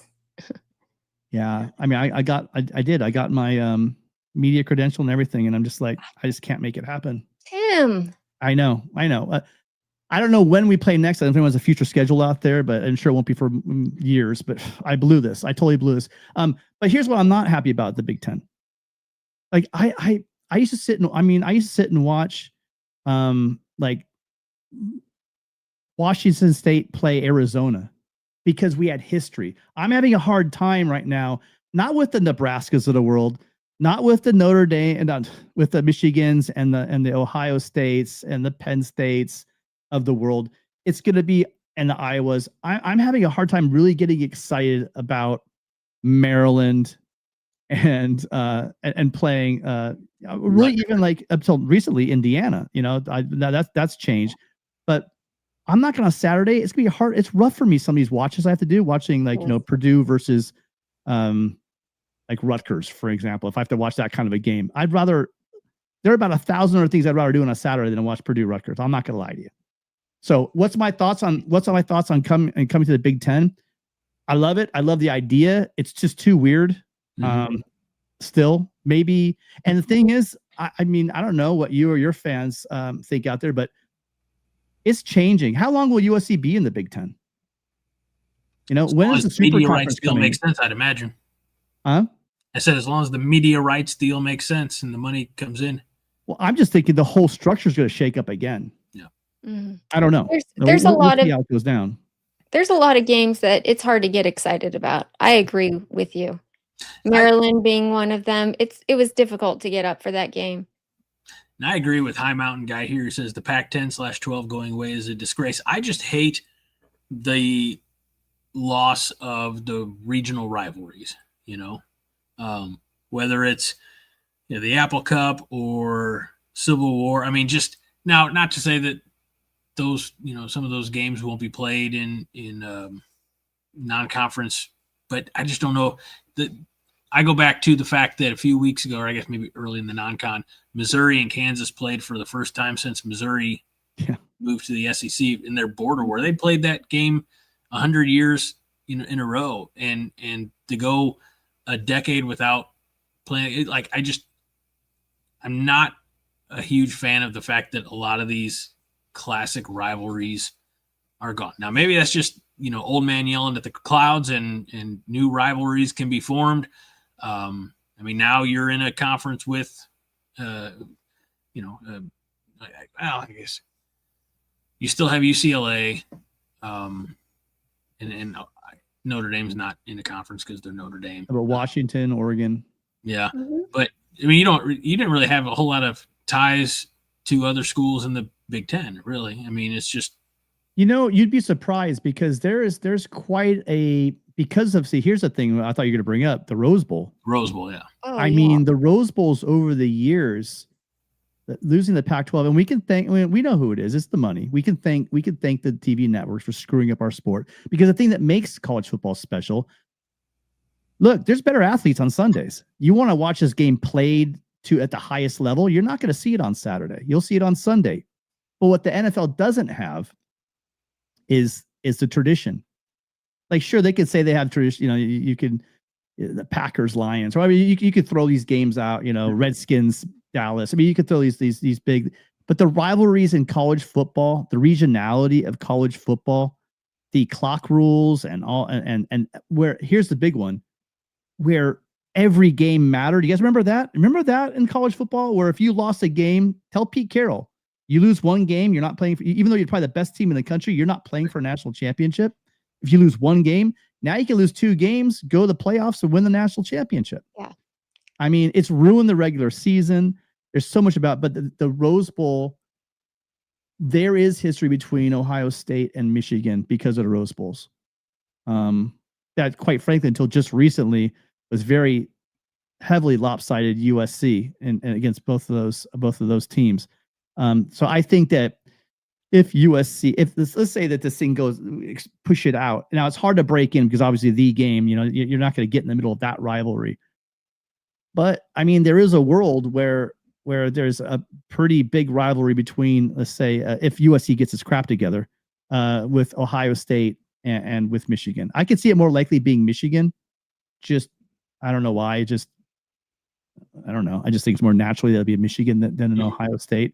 But look at how many national championships that USC cost, Woody Hayes and Bo. I mean, just look at it those kind of things where USC shows up in the Rose Bowl and just hands it to and wins the game. So I think there's some baked in rivalries, but nothing like we had in the Pac-12.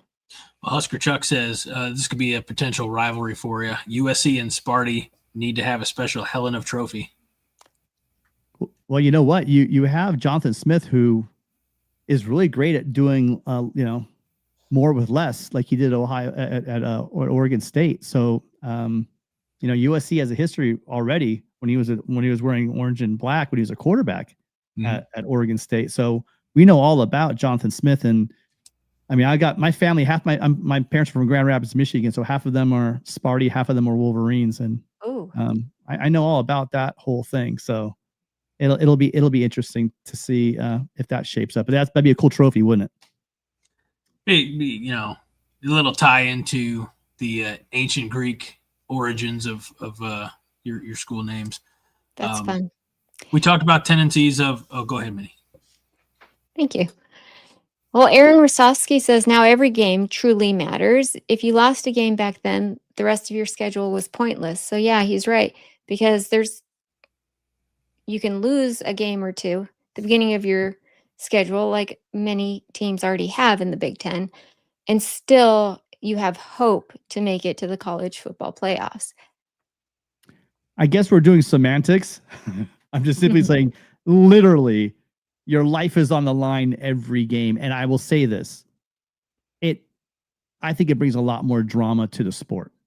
That's all I'm saying. You're right. As a fan, it's great that USC could have 2 losses, hopefully backdoor their way into the playoffs if they can beat Nebraska on the road, Oregon on the road, Iowa at home. Don't worry about UCLA. We'll take care of them. But I mean, we win those 3 games.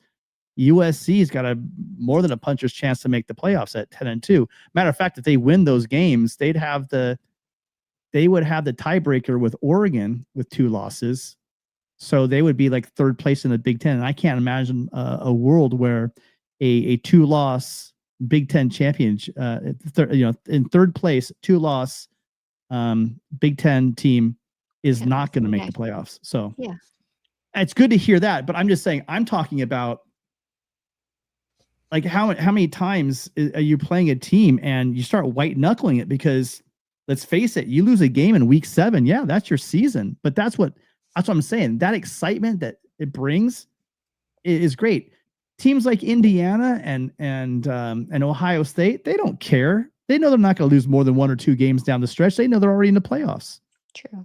Heck, I'm wondering when's the time, you guys, when you're going to have college coaches sitting players in the regular season and mailing in a game to get people healthy, because it doesn't matter. You're just kind of playing for the playoffs. That's what I think is actually going on. I think that's already going on. I really do.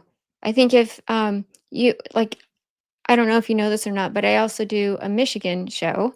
And I noticed that, Justice Haynes, their lead running back, had just like a little sprain on his foot. Well, he'll probably not play in this next game against Purdue, and then they have a bye week. So why wouldn't you sit one of your best players?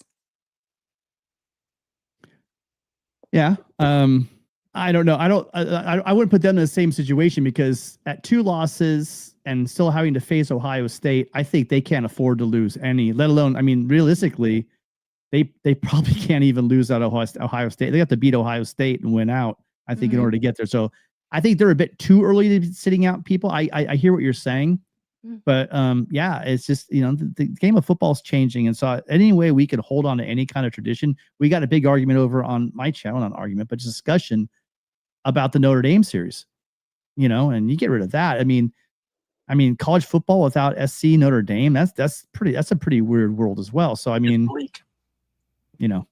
anyway, thank you, network television. Fred says, come on, Tim, there's plenty of drama. Travis Kelce and what's her name come to our Cincinnati game. Deion loses toes by the day. 10 coaches fired before November. Amazing times. Yeah. Welcome to the modern age of college football. Spectacle is taken over. 3 yards in a cloud of dust. We talked about again tendencies for SC. Kaylee says that Matt Rule is 0-7 against ranked teams at Nebraska, and the all-black uniforms are 0-4 for us all time. But a top 20 team has been beaten by an unranked in all but 1 week so far this season. Is it our turn? Now, USC's a fringe top 20, right? We're like we scraped into 23. You guys made it back. They cut you out. They cut you out for the one loss against Notre Dame, who's such a good team. And I'm like, gosh, that doesn't seem right. Yeah, no, I mean, I think USC talent-wise and coaching-wise should be a top 25 team. Yeah, the AP poll, I mean, it's kind of antiquated now. What's even the purpose of the thing? I mean, most of the people voting in it don't have no idea what they're talking about anyway. And then the coaches poll is worse. It's just a bunch of, SIDs for their own reasons voting the way they do. So, I mean, the polls are kind of gone. I don't really follow them. Like we just said, with the 12-team, 16 team playoff coming up, the polls are kind of irrelevant. You finish, if you're in the SEC or the Big Ten, finish in the top 3 of your conference, top 4 of your conference, have no more than 2 losses. And it doesn't matter if they rank you 23rd or 24th. I mean, obviously, at the end of the season, if you're 10-2, you won't be in the 20s. But I mean, it doesn't matter where you're ranked in October in this situation anymore. I think the bigger takeaway for Nebraska is, we are winless against ranked opponents in the last 27 attempts, something like that. So, we tried it again here recently. I can't remember who. Michigan maybe was the last ranked team we played, unless I'm forgetting one. So I think for Nebraska fans, I'll say more so than the coaches and players, because Nebraska fans have been enduring it longer. We're ready to get this particular monkey off of our back. We are ready to beat a quality opponent. Seems like it's going to be a big stage Saturday night, the Blackout. It should at least be entertaining. Nothing else. I bet. I'm jealous. I'm completely jealous. I'm not going to be there. And what I will say with Matt Rule is he's a program builder, and he's making strides. So you've lost some games. You lost that game to Michigan, close game. Mm-hmm. There were some seasons where you guys have lost to Michigan, not so close. Oh, so yeah. It's going in the right direction. And sometimes you got to lose close to win close. And it's just that progression. And you guys were blessed to have Dylan Raiola come in and help to kind of weather the storm, kind of build this, because he'll be remembered for, he had lots of choices to go wherever he wanted. He came to Nebraska to try to build this thing. Matt Rule is now signed on for, his extension. So he's going to be there to continue to build.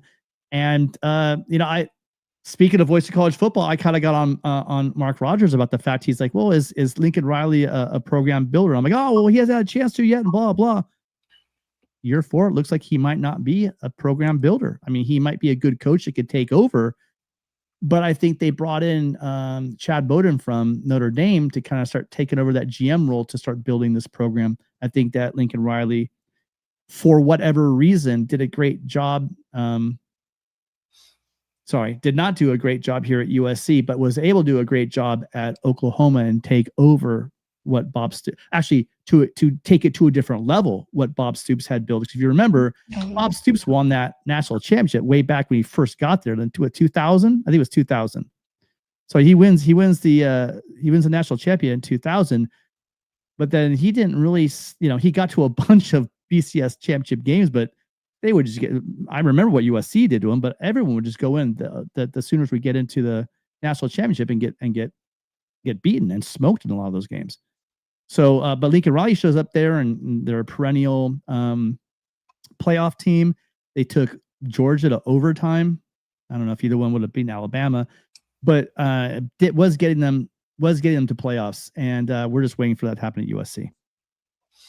I'm sorry, and the reason why I said this because Matt Rule has, again, Baylor. Wherever he goes, he's a program builder, and I think that's going back to your point about losing all the games and those ranked games. I think you need to focus on the fact you've re-signed him. Can he get you over the top? That will be the question. But is it going to get better? It's going to continue to get better. I do see Nebraska being very competitive. It'll come down to NIL. It will. That's what everything's going to come down to, I believe. Tim, let me ask you, the over-under for Saturday night is set at 58.5. You had to pick. Ooh, that's gone up. Right? Oh, no, it's gone down. It's 59. Oh, yeah, sorry. Go ahead. If I had to pick a score? You just over. You take it over. Shoot. No rain. No rain. Chilly. Yeah, chilly for USC. Chilly and windy. Yeah, I mean, mid to low 40s is, and loud, super loud. Cold. Yeah, well, the environment's a different story. The blackout. See, this is what I keep saying. I'm not familiar with previous blackouts, but one thing I've been waiting for USC to do, and they're more than capable of doing it, is jumping all over a team. USC can score fast, sometimes too fast. And the one way to get the crowd out of it, again, is to go up, 10-0 early, 14-0 early, get that crowd nervous. And I think USC is going to have to do that. And I'd imagine, I'm not the only person thinking, I'm sure Lincoln Riley's thinking the same thing. So, they're going to have to try to get the fans out of this game, because if this is a close game going into the fourth quarter, you have to think that Nebraska is going to have the advantage. Oh, yeah. That crowd's going to be going out of its mind. It will. It will. Yeah. It's going to be crazy. We've actually had, they never say things like this. We had our defensive coordinator say, I want the fans to be loud and disruptive, and crazy. They're calling for it. So we're going all out for this game. And Greg, if you were asking me, I'm taking the under, because you see Husker Chuck's score right there? That's the score I gave. That's the score that I gave on Monday on my show, 34-24 SC. And the reason why I'm saying that, I think it's going to be close. I think SC scores late. I think it's a 3-point game. It's going to be loud. It's going to be disruptive, Minnie. But I'm homering a little bit too. But I will say this. I do mean this sincerely. I know I'm on your guys' home. I'm trying to be on my best behavior. I think that if USC plays its game and Nebraska plays its game, USC wins. I'm just being as honest as I can. You don't have to be on your best behavior around here. Well, I want to be polite. Mom taught me to be polite, so I'm being polite, and I'm not gonna be one of those guys that comes in here ridiculously. But I think, again, I said Matt Rule is a program builder. I don't think that you guys have the like you just said about your lines. I don't think you have the line play yet. And that's what I think, for the first time in a long time. And I say this tentatively because of the way we played against Iowa, Illinois, and Notre Dame. But USC looks the part for the first time in a long time and has played well when they play to their ability. That's why I said if SC plays its game. Look, this is football. It's sports. Just because it's supposed to go one way on paper, obviously the football's not round, right? It bounces funny, and anything can happen. And if your guys' end zones are black and your uniforms are black, you're almost kind of Smurf turfing us here with this, like they had in Boise, where you have the blue uniforms and the blue turf, and sometimes that safety can slip, or that a linebacker can drop back and the quarterback just doesn't see them. And our quarterback, Jaden Mayaba, has had the propensity to have one head scratcher a game. And in a close game, turnovers are going to matter. I never even thought of that. I thought about it right away when I heard black end zones. I went, black end zones. We just saw them today. They just got painted today. They look really great. Oh my gosh. I can't. You need to just make it happen, Tim. Well, if there's any rich benefactors out there, I'll be there with bells on. Unfortunately, I'm a school teacher, and it's just not going to be in the budget for this. Yeah, I don't see flight prices going down. There's a look at the stadium, Tim, if you haven't had a chance to see it. That looks gorgeous. Yeah. Completely different than Nebraska's ever done. Like I said there before, they're really embracing this blackout opportunity. Should be all I can hope for. Obviously, want Nebraska to win. What I don't want is for Nebraska to get blown out. Because that has been something that's really haunted us, no pun intended, with tomorrow being Halloween, for years. Even going back to Bo Pelini, it was, we would win 9-10 games a season, but those 3 losses would be ugly. They would be lopsided disasters. And so that's what I don't want. It's there were a lot of talk earlier on with the blackout things. It's just, it's another distraction. It's another, like the white jerseys or the white uniforms at Minnesota a few weeks back. It's just another, distraction. I don't know. I'm going to embrace it. I usually don't. I'm embracing the blackout. I'm looking forward to it. Come hell or high water, I hope it's a Husker win. That's all I can do. We have to play our best game of the season, point blank. Yep. It's a great idea. I will tell you though that Notre Dame has done the green jersey. I don't know if you guys follow the SC Notre Dame rivalry very much, but I think what was it? 1977, I think was the first time they did, and they won. But then every time they've done the green jersey since then, including the 2005 Bush Push game. Wait, hold on. No, wait. No, they didn't have green jersey for that game. Sorry. But every time they used a green jersey since then, they have not come out on the right side of things. So I think it's a great idea. Listen, it's literally camouflage. I mean, I think it's great. I mean, why don't more teams take it? If it's not against the rules, heck yeah. And it's gonna be a great look. I think those uniforms are sick. I personally am super traditional, and I just don't like USC's jerseys changing, but I really do like some of the jerseys that I've seen over the years, alternate jerseys from teams. It's just when you have like a certain team that always changes their uniform because they have no tradition, then I mean that's when it gets a bit ridiculous. But other than that, I think it's great. Living in Omaha, David Matney, the official realtor of the 5 Heart Podcast, is very curious about the Bush Push. 2005 USC is, the big part, it started on the 4th and 9. USC's 4th and 9 deep in their own territory. At one point, it was like 3rd and 15, I think is what it was, and after a sack. And USC gets a long play to Jarrett, gets down to inside the 10, and then Matt Leinart keeps the ball on a sweep, and the slowest quarterback ever at USC. Appears not to get into the end zone with time running out, but the ball gets knocked out, goes out of bounds. USC has a chance. They're down by 3 to kick a field goal. They decide to go for it from the goal line. A quarterback sneak. Initially, Leinart does not get in.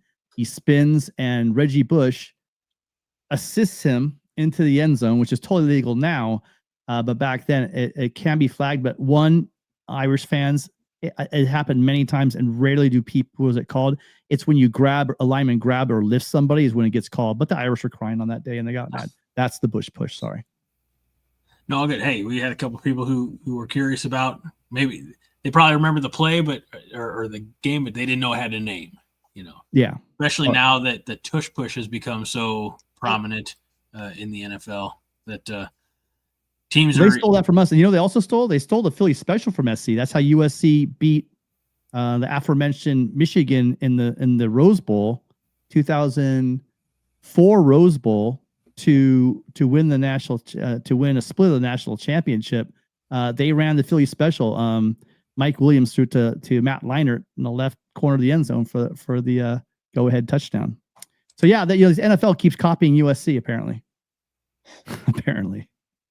Let's see. Real quick here, a couple starred comments, and then we're going to get to our predictions. So now's a great time, everybody in the comments. I think Tim only had about 15 minutes for us. How you doing, Tim? I'm good. I just said it to you because, again, I was going with Hayden. I had my own show. I taught all day, so I talked for 6 hours. You've got to be exhausted. But no, I'm good. I'm having a good time. Okay.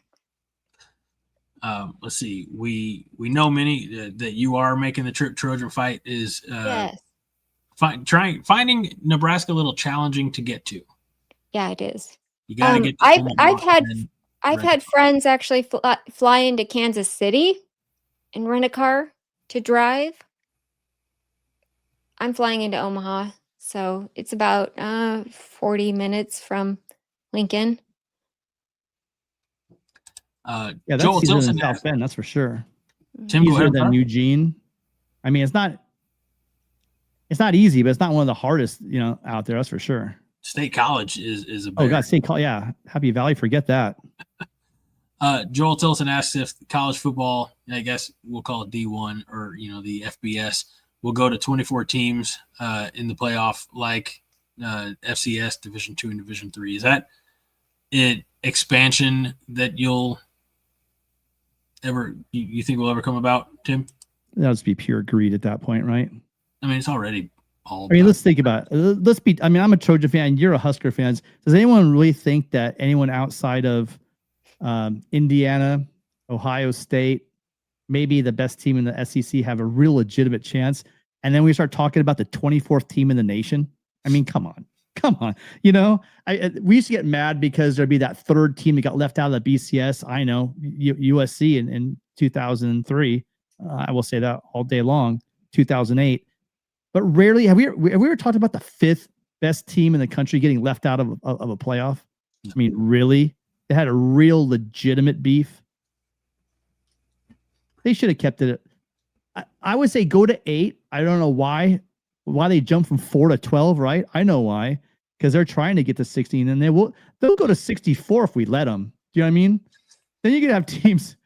You could have teams like I don't know. Even as bad as they are now, Oklahoma State will be making the playoffs. You know what I mean? So, yeah, they did. They skipped the natural progression of 8 just to see, just to try it on for size. Because Husker Chuck says, I'm okay with 16 teams, no buys, no more.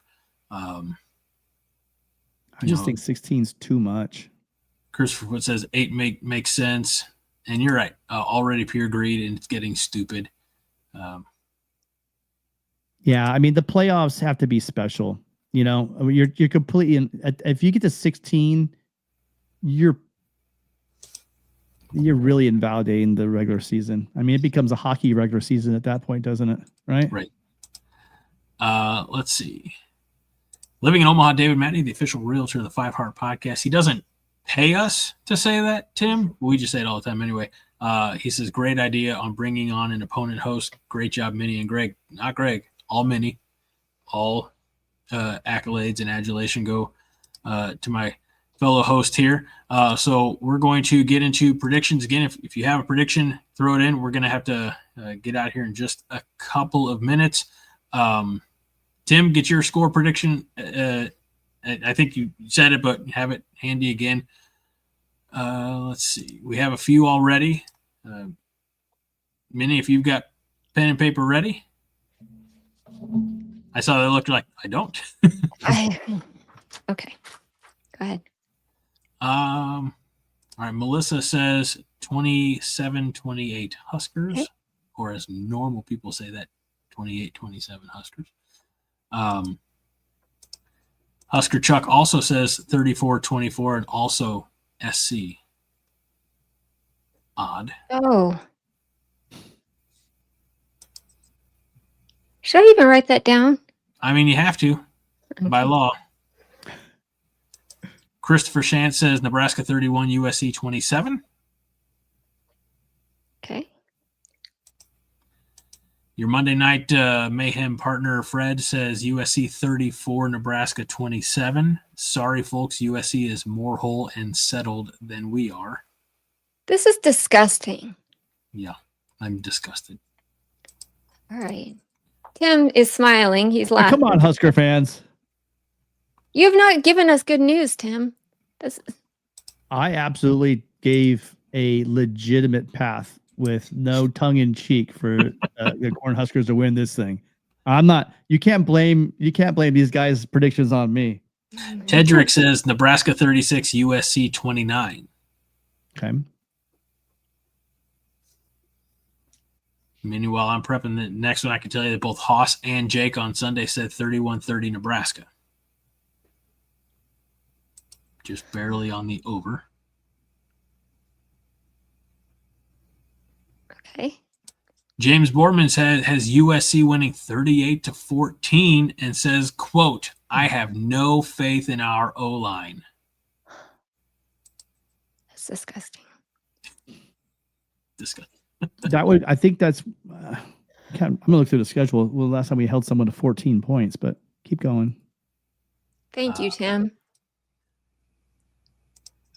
All right. We've got Christopher Foote, who says Nebraska 21, Southern Cal 14. Talk about being on the under.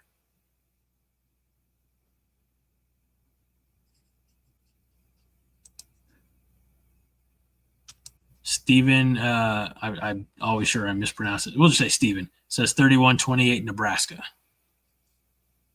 Oh my God, how quickly I forget. Sorry, Michigan. My bad. Someone's going to flame me hard in the chat right now. That game, I was celebrating so hard in that game that I literally forgot that we did hold them to 13, but that was a very poor showing. Michael Hassman says 28-24 Huskers. What year was that? With Tim? Michigan?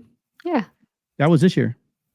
Oh my gosh, that's right. only 3 weeks watched ago. that game and talked about it even. That Notre Dame game traumatized me. I'm gonna blame that game. I've lost. I don't blame you. Senses. Yeah. Husker Chuck wants to know, is the Michigan game the best USC has played this season? By far, without a doubt. Let's see. Kaylee says we could win if we played the best game we've had all season, but USC could win just by playing the game they are supposed to. 37-20 USC sadness. Mm. You guys would rather be right than support the Huskers. Mm-hmm. I see how you guys are. Tim, do you feel that's a pretty fair assessment? Like Nebraska has to be at their very best and USC can just... No. Okay. No, I mean, if Nebraska shows up and has a solid game, and well, I mean, like I said, if they both play their game, I think SC wins. I think they covered the original spread of I think it was 6.5. I think SC would win that game because of the trenches. However, I've watched enough SC. Well, for instance, let me give you guys some scores. Ready? USC gave up 20 points to Georgia Southern. They gave up 17 to Purdue, 31 to Michigan State, and 34 to Illinois. So, I mean, our defense, and then 34 to Notre Dame. Our defense has had a trouble stopping a strong run game. Husker Bob says it's going to be too cold for USC. We win the turnover battle, and we win 31-24.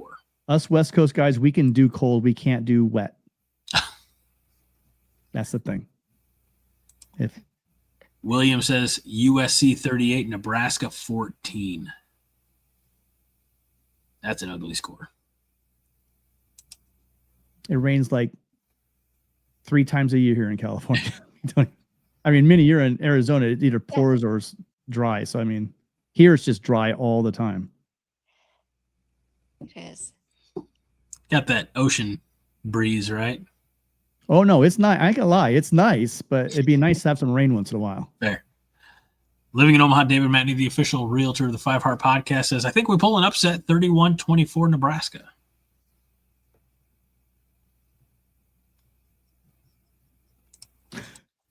High Mountain Guy says, I won't do a prediction tonight because I don't want it to be true.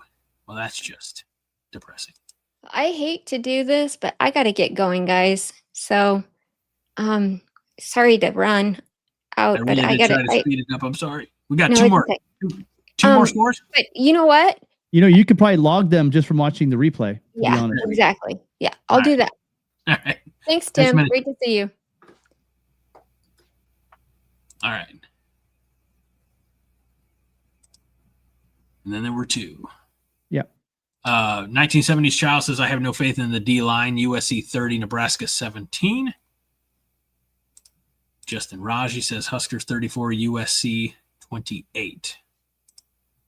And Fred, the Monday night co-host for Minnie on Monday Night Therapy, says, stop it, guys. Minnie's going to have to do so much traveling to slash all of our tires. So, I always do my predictions last. I don't know why. It's just been this way for years. And I think the over-under's pretty fair. I'm probably honestly going to say the under by just a little bit. I have Nebraska winning another close one. I think it's going to be something ridiculous like 28-24, 28-27. I mean, I think it could be that wild. it would be nice for Nebraska to win in a walk-off fashion. It'd be nice for Nebraska not to have to win in a walk-off. So I'm going to lock it in officially at Nebraska 28-24.